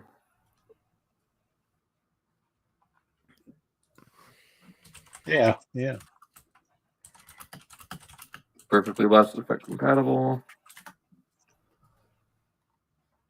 Some more comparisons. Cannot wait for the Constructicons. Ah! I'm still. Oh yeah, he's got Douche Prime back there. Kill him. So yeah, there we go. Announcement. Okay, I don't know why this is still here. We'll look more at those here in a minute. Same with this. I thought I closed those tabs already. DNA. Oh, this looks pretty good. Yeah, they're doing a little. I mean, it's just a kind of a repaint of their Samurai Prowl with a couple of extra pieces. For Chromia. I really need the Prowl one. I don't need this. It looks good on Chromia. It's just like the shoulder pads are a little too much. I think this is straight up from Combiner Hunters, the bow and arrow or the axe. Yeah, if I had paid more attention to those, I might be more into that, but not so much. Fair enough. Yeah. This is probably all I do with it. Give her that kind of light cycle look. That's good. That's pretty cool. And then that is a nice reuse. Yeah. Tease the upgrade for the Godzilla crossover. There's no redeeming that crossover. Maybe DNA can redeem it because I mean, giving them the dorsal plates looks like a new headpiece. Maybe there's someone that's doing 3D printed stuff to really push it with that. I've got a Facebook tab here. Reckon Doom pre-orders. Don't know if there's anything new here. No, but here we have the images of Physitron, not Fist Iron, not Fistitron, like some people keep saying. Physitron, going back to the BotCon 2010 name or 2011. So there's. I don't know. I am just maybe because I'm a giant sucker for purple, but I am digging his color scheme. Yeah, I like it too. Yeah, he looks just like the internal robot for the original. Mm-hmm. And they've fixed the hinge issue. It's all one piece. It's not two separate pieces now for the canopy. Hey. Physitron, he gets a new blaster, new head. Basically, the whole roof of the car is brand new. Yeah. Mm-hmm. So it's like a weird cross between a Jeep and a Humvee. Yeah, he's Hound. Yeah, it's a remodeled Earthrise Hound from the 5-pack or Detritus, but he's just got the new like Humvee style top. Yeah, he's a Hummer. You got the new blaster and tail for Kernovac, new head, which we'll get into the name here in a minute. Are they changed? Yeah. Were they? Okay. Yeah, the sword is. I haven't looked at mine. And his gun doesn't have the weird Titan Master seat in it. Yeah, Survivor is the name of his head. Yeah, which is a callback to the Marvel Comics, which is what Springer and Kernovac called themselves, and their new group of kind of like pseudo wreckers. They called themselves. Yeah, their combo force. So yeah, they're Survivor. Kernovac with all of his stuff. I stand corrected. I did have Silverbolt pre-ordered. Is this at I think in like the mass majority of pre-orders got pushed back to November because Yeah, because like the Where first, at? both Big Bag Toy Store and Hasbro has it pushed back to November. Weird. Not March 8th. That was order 8-1. So it's not order 8-1. Yeah, because I pre-ordered Silverbolt when he came out. Yeah, I pre-ordered that Silverbolt when they announced it on December 10th, right? As they announced everything. So because that pre-order for me has the Titan Prime, Air Raid, Slingshot, oh my goodness, Solus Prime, Waspinator, Primer Prime, Red Alert, Fallen, all of that. That's that first initial wave, but yet my OG order for Silverbolt got pushed back to November. Yeah, I'm gonna have to cancel a few of mine just to be able to force it because I'm going to Dallas in April. I'm not gonna say why on this stream, but a couple of you might know why. I actually don't mind that because then the rest of that whole wave comes out in May, and I'm looking at and I'm just putting math together of 25 times what? Oh, Yeah. 1, 2, 3, 4, 5, 6 times 25. But we got Jaruga or Jalguar here.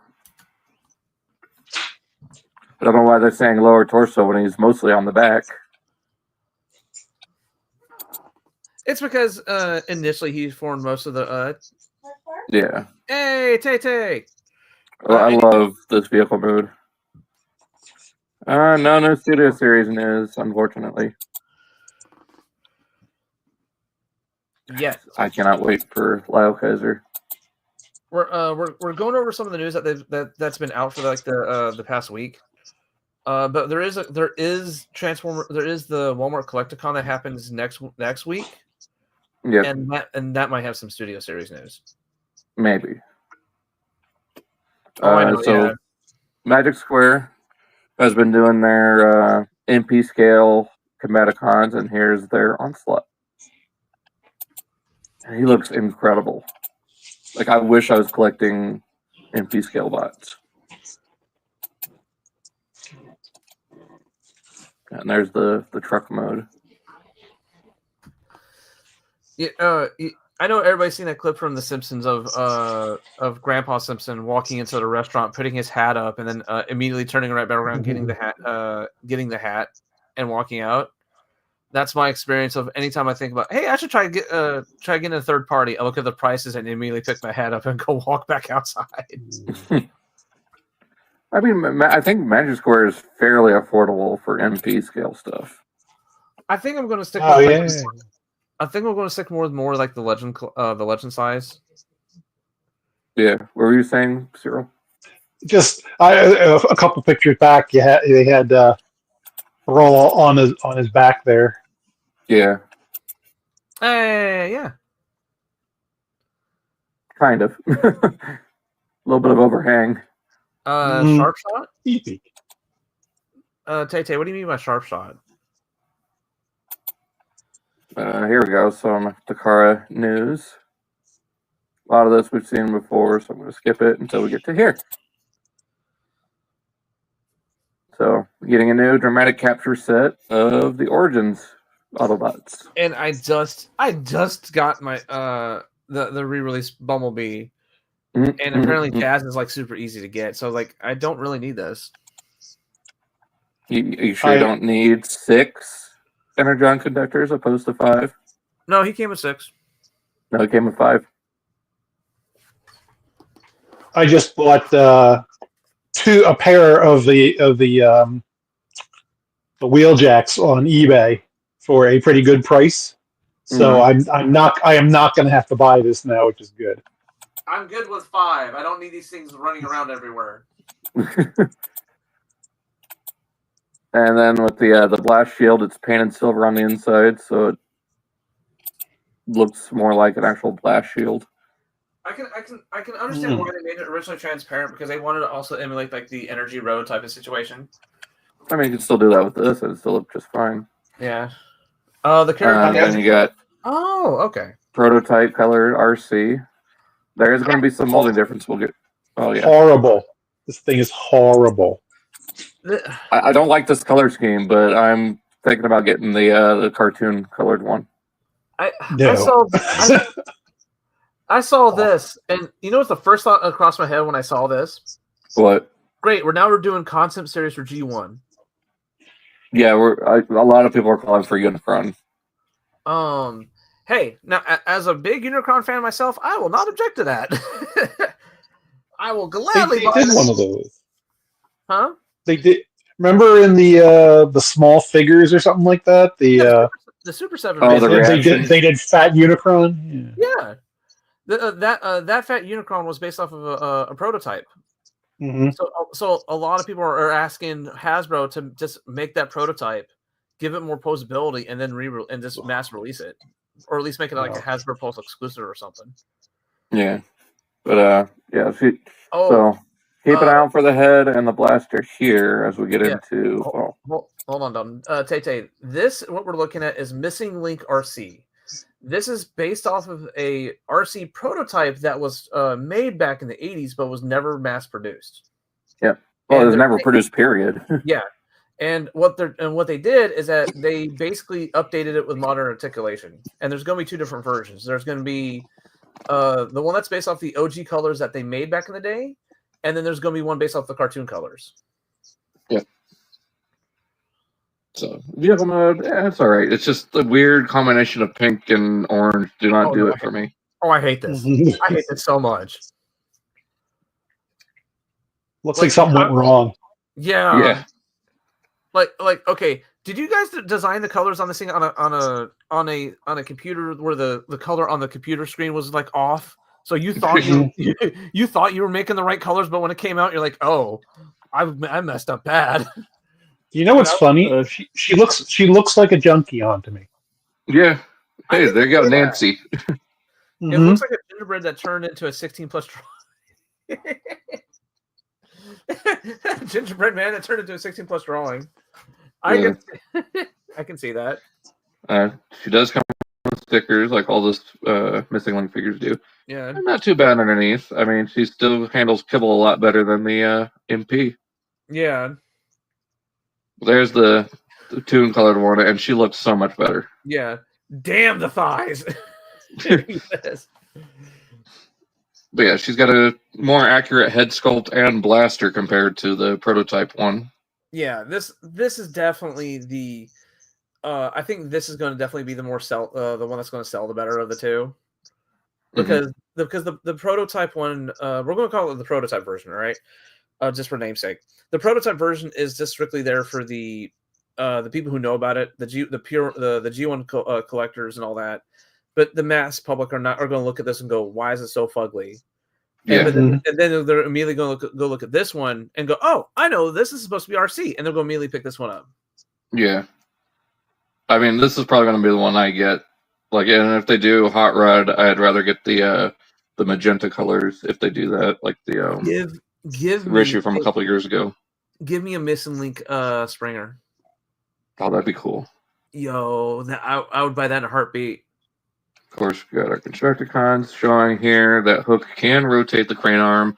I wish it was the whole platform.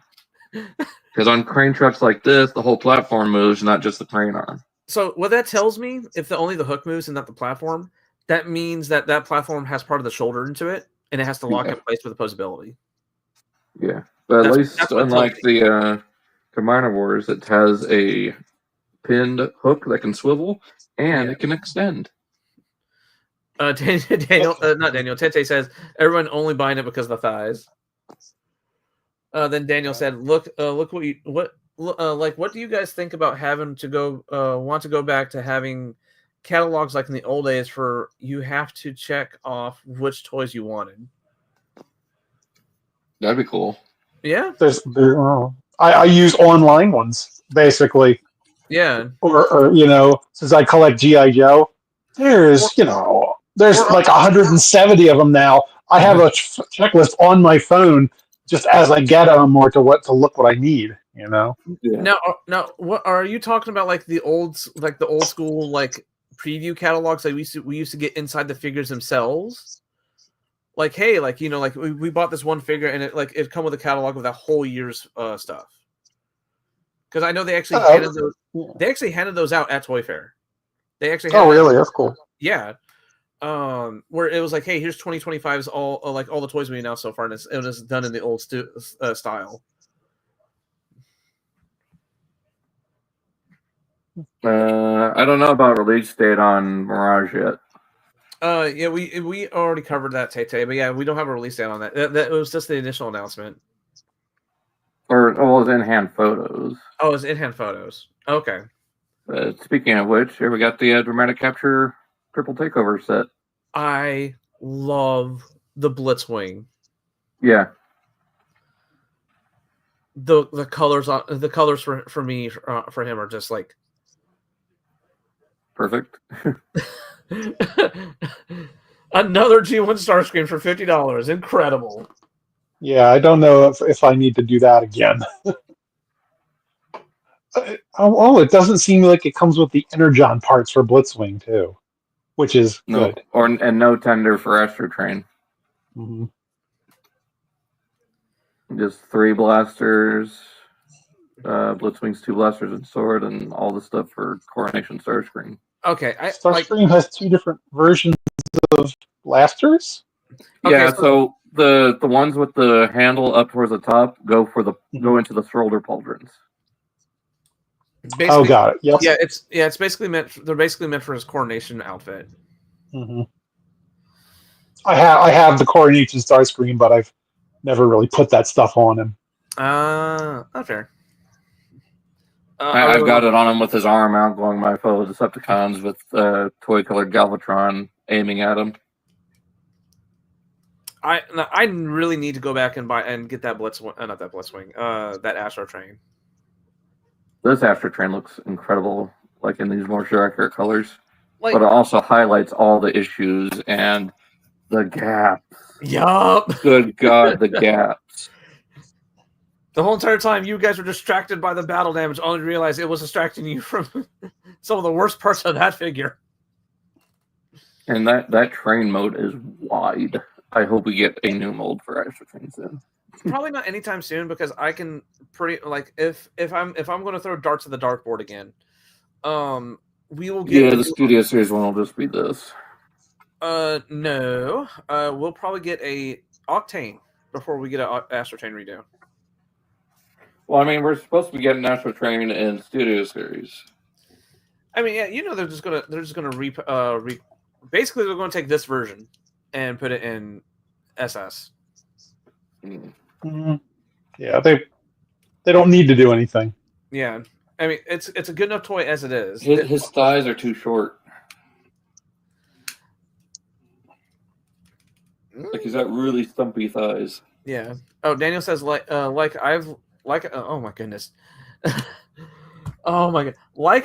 Like said people, if they were at Toy Fair, we're going an old school toy catalog for you seen in SS86 figures they revealed so far. Oh yeah, there was that catalog that I think it was shared in our group chat. Yeah, that's the one I was talking about, where it's like one of those old school toy catalogs we used to get inside the figures themselves, and on the backside has a Devastator illustrated image. I think that's going to be like probably a box art later down the road, and then it has Devastator mostly grayed out and only like the first 2 figures. Yeah, and then the other silhouettes are based on like Minor Wars releases. Yep. I have bags and bags of those old style, like the actual original checklists. Just so many of them. Some people want them even. Yeah, like I still have a handful, and what I'm going to do is I'm going to frame them. Like I have 2 of the OG 84 catalog in really good condition, and what I'm going to do is I'm going to get a frame and put get front and back. Yeah, exactly. There you go. Yeah, I can't wait for him. I cannot wait for. Like I had his toy back in the day, and even back then he was such a good toy. Yeah, and these go out for pre-order on the 13th, so keep your eyes peeled. So go back to the back of the box image. So Serial, I know you know this because I posted it in our chat, but I think starting with this wave, what they're going to start doing is actually put the logo of the series they're from on the actual box itself. Yeah, I saw that mentioned. Yeah, and this is the first, and that's good. Yeah. Because instead of just saying, "Oh, they're from," instead of them saying in the title, actually having the logo of the series, is really good. Because when you think about it, a lot of these shows that these characters are from are free to watch on YouTube and Tubi and a lot of other places. Yep. So it's really good cross advertising. Like, hey, you see this guy? He's from Transformers Cybertron. All you have to do is Google it, and you can possibly find the whole series right now to free to watch. And then and it tells you who the characters are, so they don't have one less tech spec thing they have to bother with. It's like, oh, I know who all these guys are. I want this guy. I want that guy. Exactly.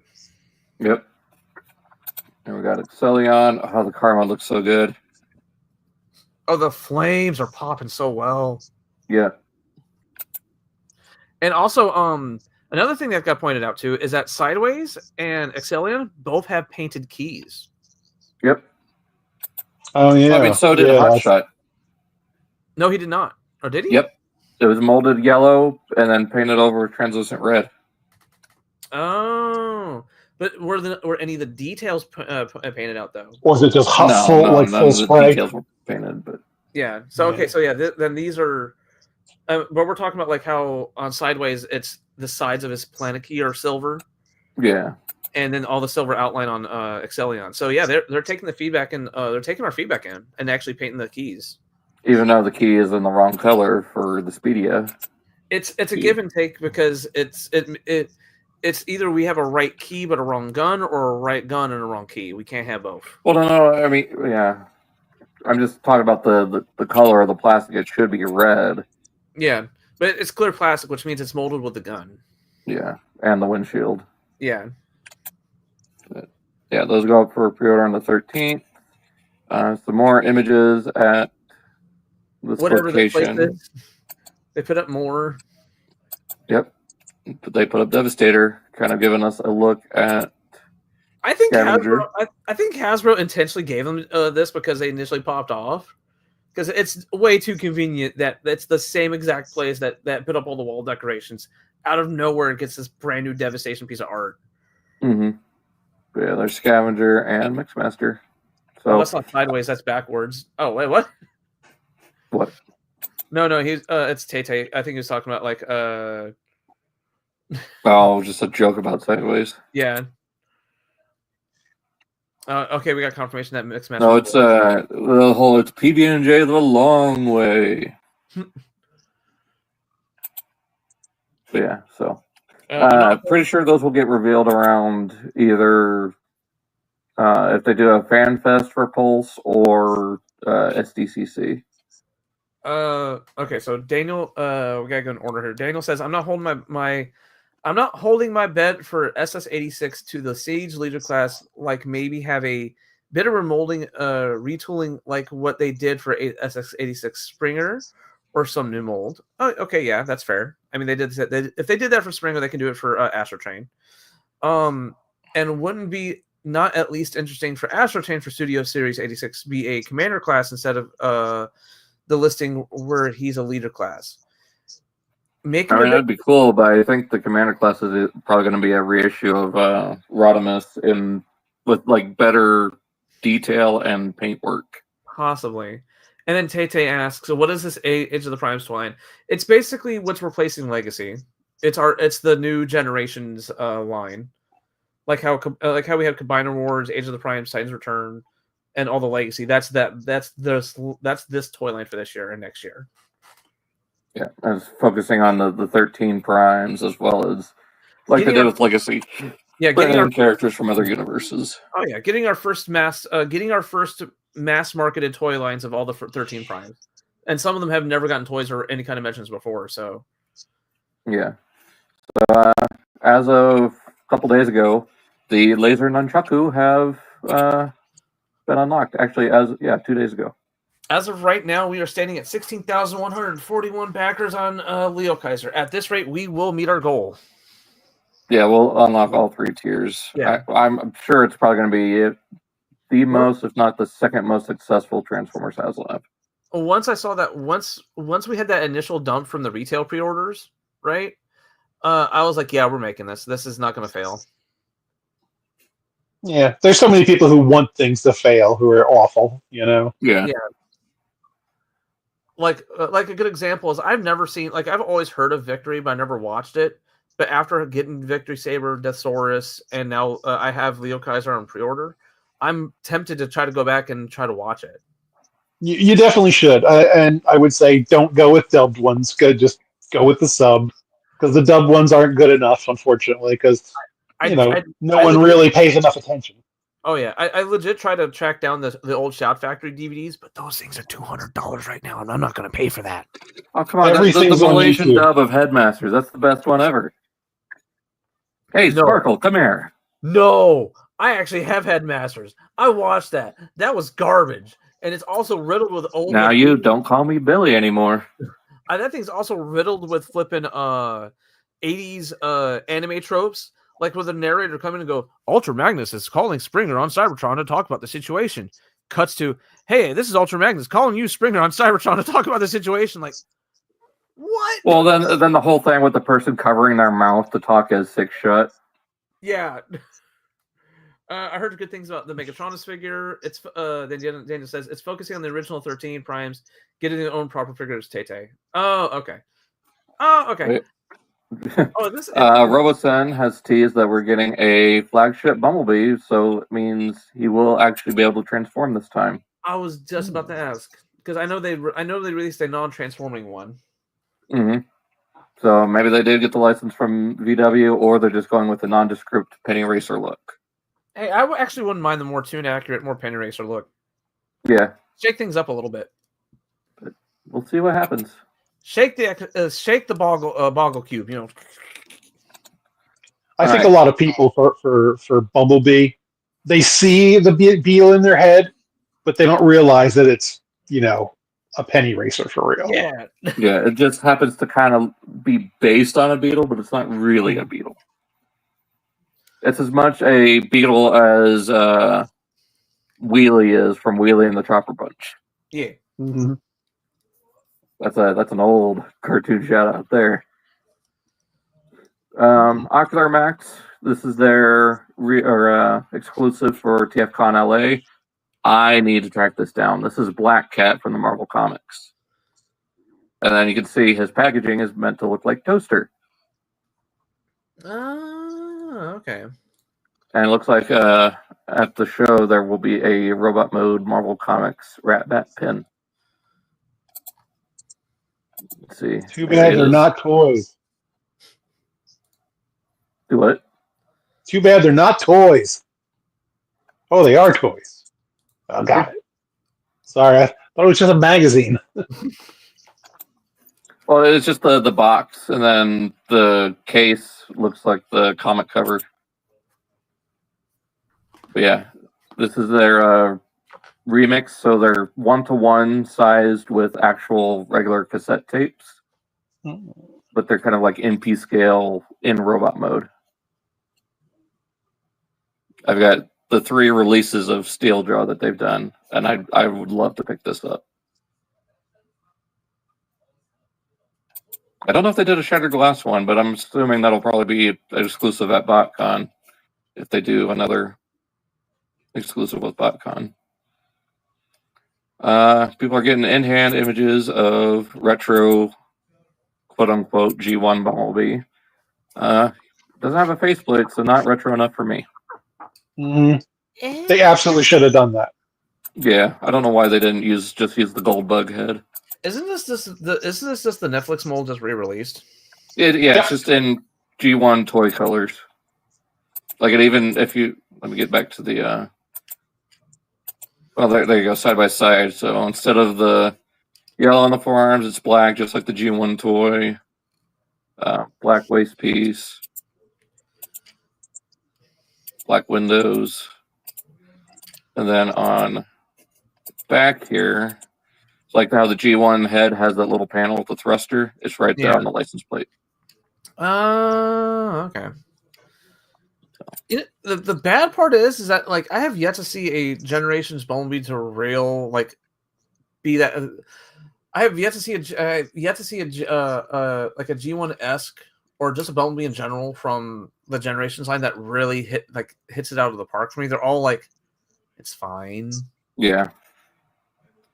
Gears, I don't know why they didn't put the chest plate on him because he's not in an open window box. This kind of ruins the whole displaying him on card for me.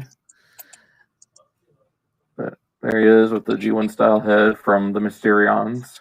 Yeah.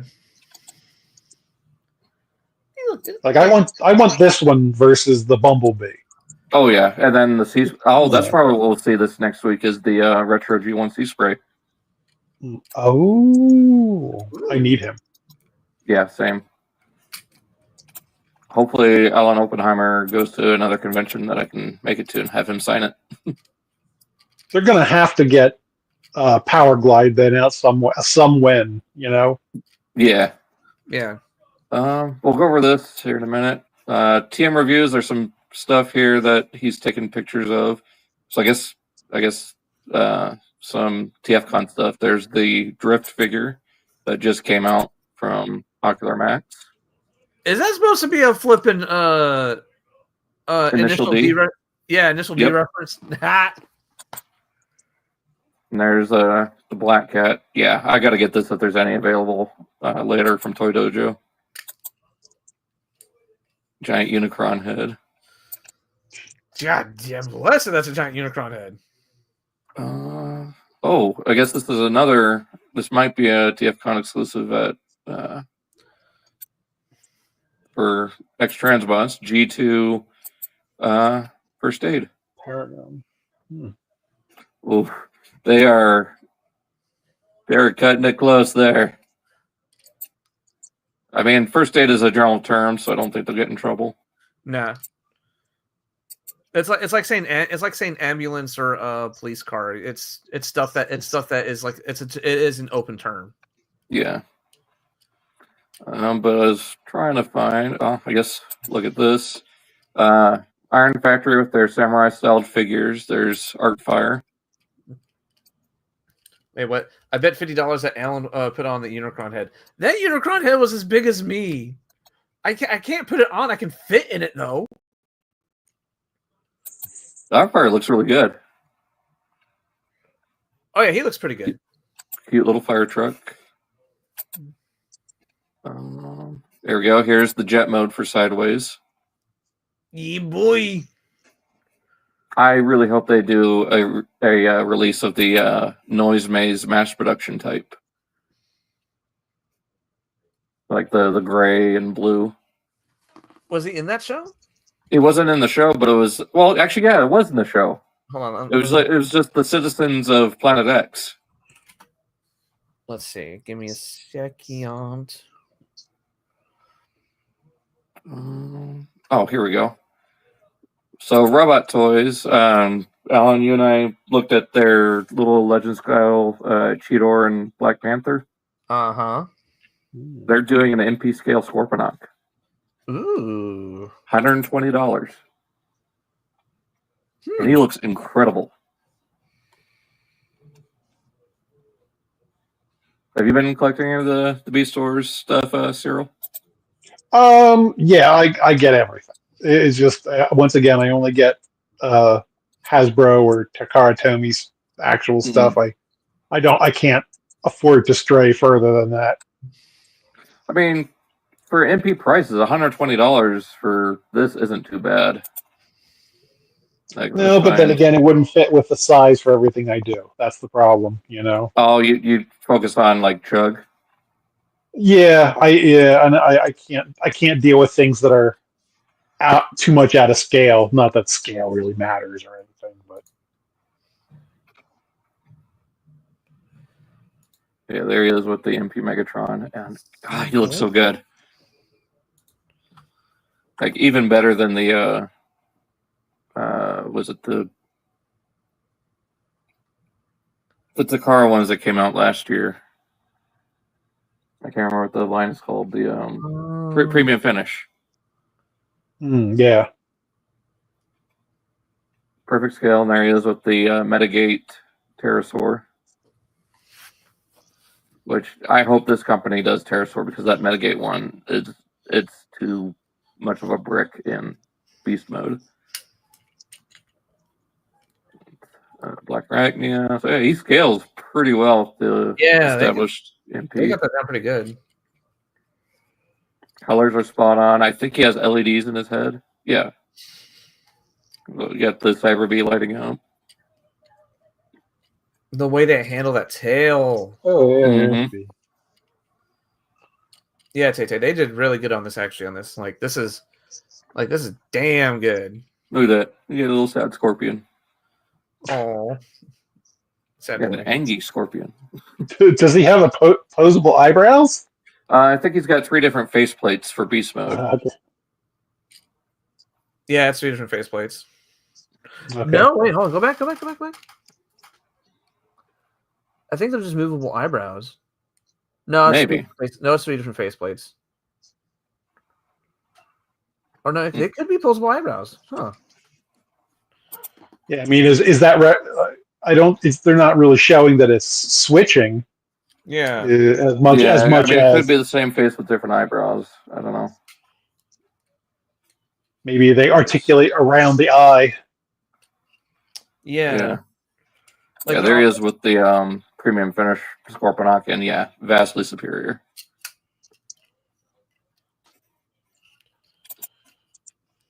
Wanted to show this off. So, BotCon has gotten with Ramen Toys, and they are releasing the Great White from Mask as Dead End. Ah. That's a very interesting color change. I have both. I've been collecting. They're called Makina. Is their fake mask name that they use? And they're actually really good. Well, this is the second one that BotCon has done, because they did the Shattered Glass Thunderhawk last year, or Gullwing is what they just called it. Mm-hmm. Yeah, red Gullwing. Well, then, like their first one. Last year it was like clear purple. And it comes with Marissa Fairborn.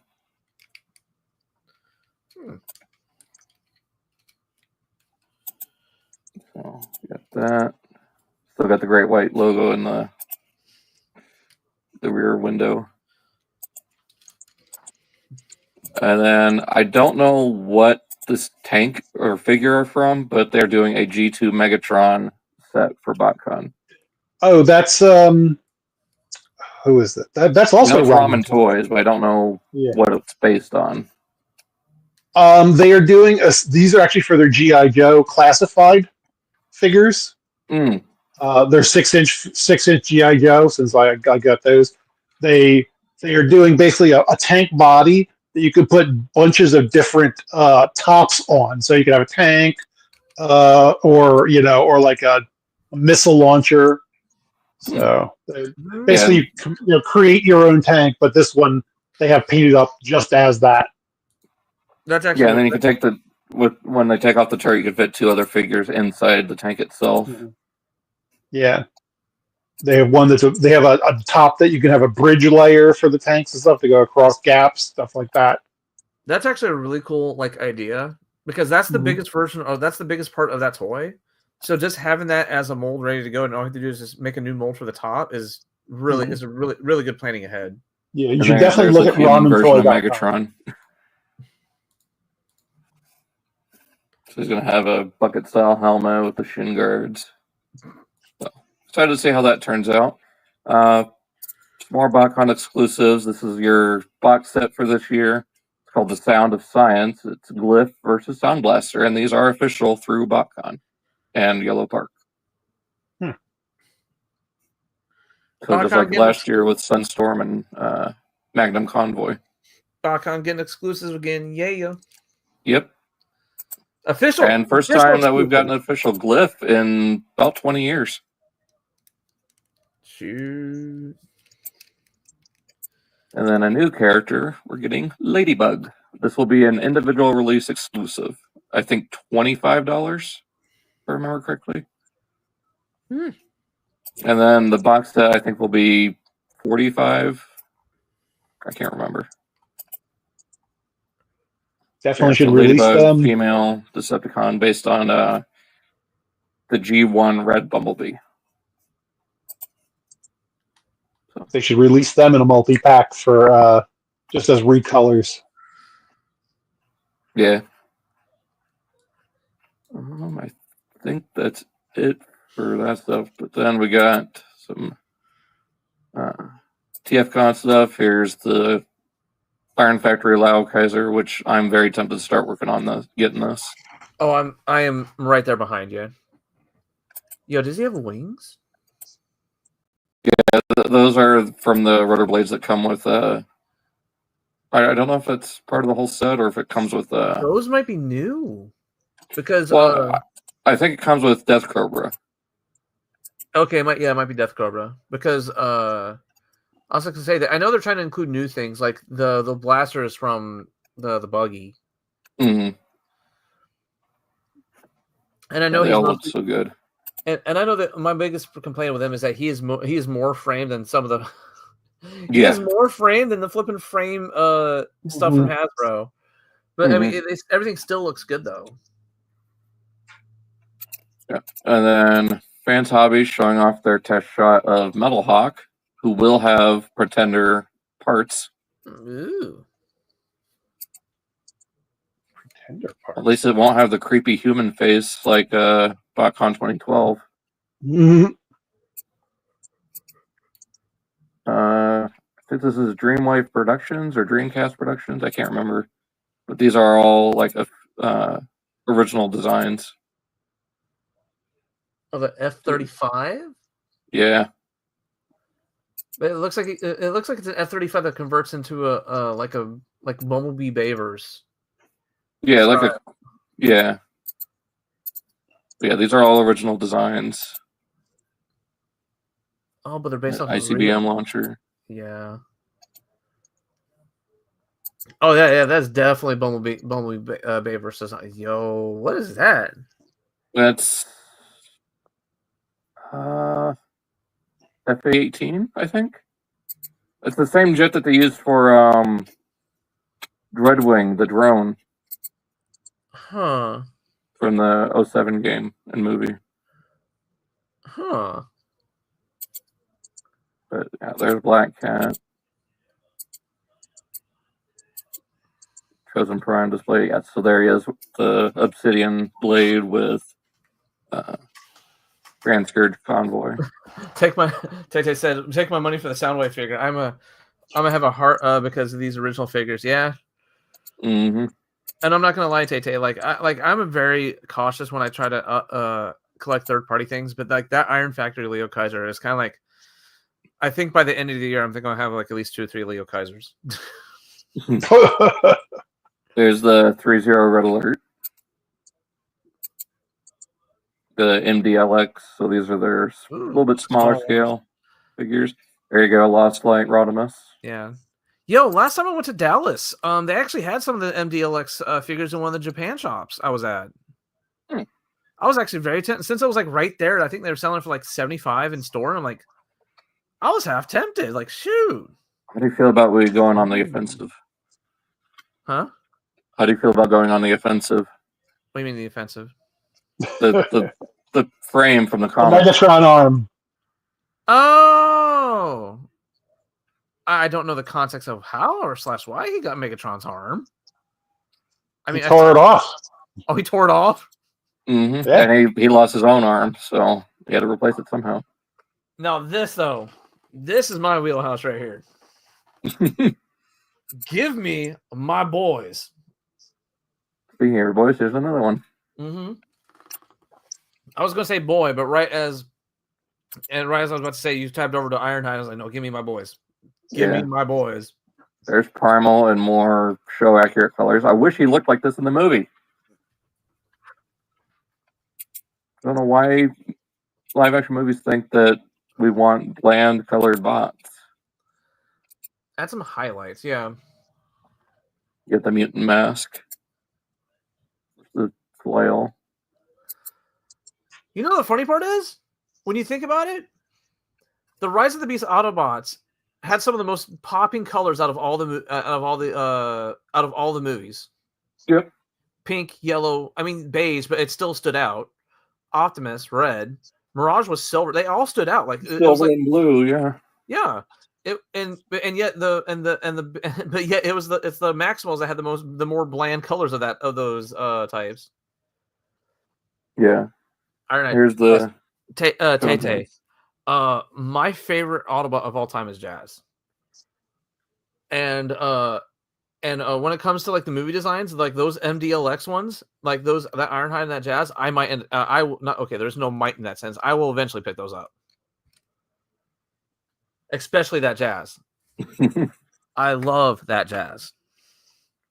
I thought about picking up a flipping Pontiac Solstice because of that Jazz. Oh god. My Studio Series Jazz, I painted him up to have a lot, like much more details than the original toy even had. Nice. But yeah, now that we see that this Iron Factory Leo Kaiser comes with like some additional wing sets, yeah, I gotta start picking him up. Thankfully, we can pick him up piece by piece, and each piece is relatively inexpensive. I think that's it for the news. So, of course, the panel will be either tonight or tomorrow. So, probably add that into our next stream. Is it mainline or is it third party? It's TFCon, so it'll be mostly third party, entirely third party. Oh no, the Walmart convention. That's what I'm thinking of. No, that'll be official. Oh yeah. So yeah, that'll definitely be on the next stream. Yeah, we have a couple days to get ready. Well, we probably won't do it that week because I think we both. No, I'm off all weekend. That is my next weekend is my weekend to work. Okay, so we'll probably aim for the weekend after then. So, yeah, I mean, it's been a pretty good stream. About like always, 2.5 hours. Yeah, because we had to catch up on so much. Yeah, there's a lot of news. Oh yeah. And because I follow G.I. Joe's too, it's like really overwhelming because they got a lot of stuff going there too. Well, yeah, it's been then what are the Loyal Subjects with their mask line that they've been licensed through from Hasbro. Mm-hmm. Some of those look pretty good. I'm not sure if I'm going to be in on those, but they look pretty cool. Like I'm only interested in one mask. I'm only interested in one mask vehicle. I cannot remember the name. But it was an orange car that had like the sides came up and like tank treads came out. Scorpion. Yep. Let's see. Bruno Shepard is the driver. Yeah.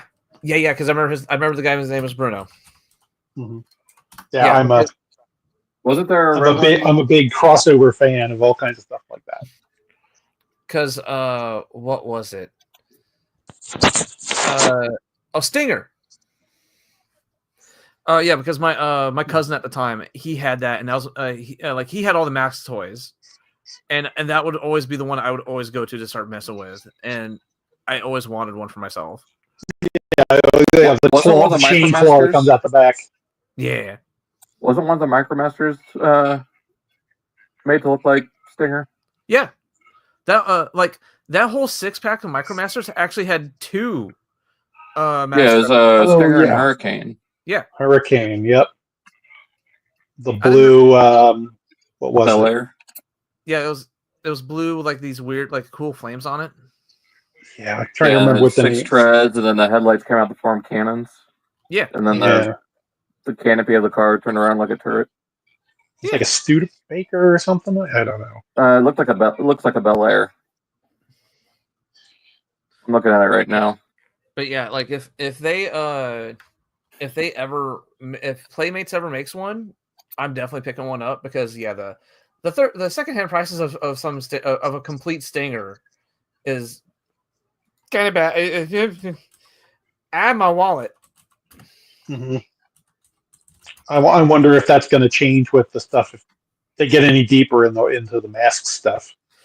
More than likely, because that also means like that it's going to be better plastic quality. They're going to be a little bit bigger. Nope, they're the same. They're the same size, pretty much. Yeah, same scale. Yeah. It's the figures that are actually getting the full redo. Oh, okay. Oh, hey, you know what? I am more than fine with that. It just means I'll get my it means I'll get my it means I'll get my Scorpion vehicle just with an updated figure. Hey, you know what? Mhm. I'll take it. I'll You gladly should take definitely look at the comparisons between the two. Like I might rebuy them just for the figures alone. Oh, and real quick, there is a transformation video on the Robot Toys Lord Venetigan or Scorponok. So he's coming out very soon. Yeah, it looks like a complete Scorpion or a complete Stinger. With like the figure, the helmet, and his gun is like $70.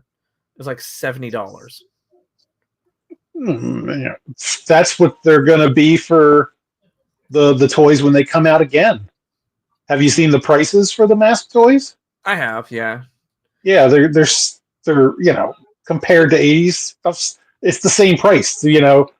But I guess it's inflation, of the original price. But to be fair, if it's going to be the exact same toy, I'd rather get the reissue because that means the plastic has gone through wear, tear, actual age. So if it's going to be the exact same, if it's the exact same price for the exact same toy, I'd rather just get the new one.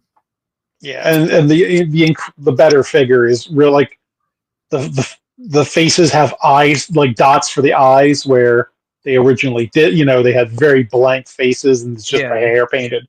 And they look like a lot more like the animation. Humans. Yeah, I mean, I can understand why they didn't paint the faces because they think the kids would be more interested in the actual masks part of everything. Yeah.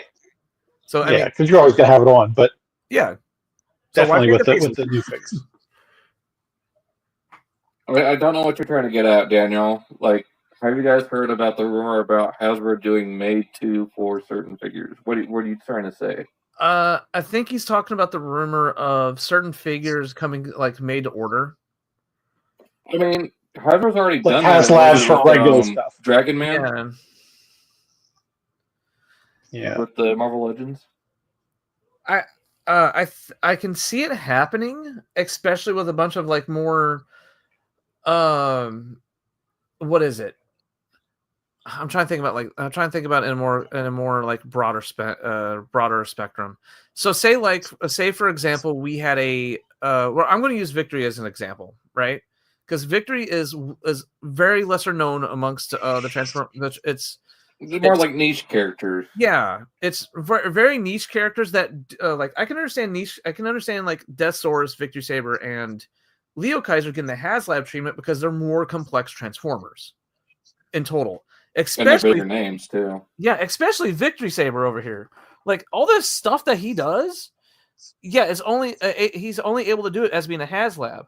But say like you have just Joe Dirt the cop who just transforms into a basic cop car, right? I can understand that being more of a made to order type of situation because his transformation is maybe the way he transforms, or maybe he has some kind of combining gimmick with like one other figure, kind of like if they did the Brave series with Gal Gagar. And he only has a combination with one other figure, and it's another deluxe. And I can understand that being more made to order than it being shoved into the mainline series, because no one knows who no one knows who's going Joe Dirt's going to be. He probably doesn't look appealing, but the fans know who he is, and the fans are going to buy him. So it'd make more sense for Joe Dirt to be a made-to-order figure. I also think they're going to start trying to do smaller runs of things. So, like, the pre-orders are going to be it plus a little more. Yeah. Yeah, like a limited run, kind of like what they do with some of the Takara exclusives, to where it's like a limited pre-order window, and then that's it. Mm-hmm. They're going to try and avoid. I think they're trying to avoid having things show up at Ross and whatever, because even though they make their money from selling it to whoever, I don't think that they're interested in having their stuff show up at discount places. It doesn't look good to them too. Oh no, because like especially when it comes to like their Disney, when it comes to their Disney line of things, like certain Star Wars and certain Adventures lines, go to any Ollie's or any Ross. Oh yeah, and they have piles of that stuff. That are. Yep, I just went recently. Yeah, and it's not selling either. Even at Ollie's, where like they're like a third of the like they're a third of the price or half off, and they're just gathering dust. The Ninja Turtles figures during the holiday season, like I have Ollie's like literally almost across the street from my house, and they got in a metric ton of Ninja Turtle figures, gone, but yet all the Star Wars and all the Marvel stuff is still there. Mm-hmm. Yeah, Marvel's not doing as great with their movies anyway, so it's nothing to push them. Oh no. You know? I really like. I can understand that at one point in the past, it was like every single superhero movie had to have a toy line. Like Steel had a toy line, and it still did decently well. Godzilla had a toy line, et cetera, et cetera. But it's one thing to have a limited toy line of like maybe 2 waves to help promote the movie. That's fair. But what they're doing is that they're putting too many eggs in the basket of they're thinking that every movie is going to be a flipping just sell nothing nonstop. The Legends figure is going to sell. The basic stuff is going to sell. The gimmick stuff is going to sell. And a movie I'm going to use as a comparison here is the Eternals. Mm-hmm. Yeah, they're everywhere still. Yeah, like to be fair, the Eternals as a movie a whole is a good movie. But I do not see little Timmy and little Ashley rushing to the toy store to the shelves for an Icarus figure. Yeah, for an Icarus figure or these cute little wrist mounted disc shooters. Or I don't see them rushing to the store for that. No, it's meant to be a more melodramatic movie, so I don't see them rushing out the door to go grab these superheroes toys. So I don't. That should be a limited one then. You know, hey, here, you know. On Pulse, you can get the full set of 6 or whatever. Exactly. You know? Instead of me paying, I actually bought the majority of my Marvel's Legends figures for the Eternals from Ollie's for like $8 a pop, and I only had to go out of my way to I think like order Cersei because I mean she's the quote unquote main. That was Angelina, right? No, who is that? Angelina was Athena. Cersei was the healer. Okay. As you can see, I didn't watch that movie. So. It's not. I haven't seen it either. It's not a bad movie. It is very lore dumpy though. Like I think what was it like 45 minutes into the movie, it does a giant lore dump. It kind of puts things in perspective of the whole universe. Why are we all here? Well, here's why. Yeah, exactly. Mm-hmm. The head looks nice. Yeah, this is from Achai Studios. It's the same group that did the upgrade head for Studio Series Prime. They've also done that upgraded head for Rodimus.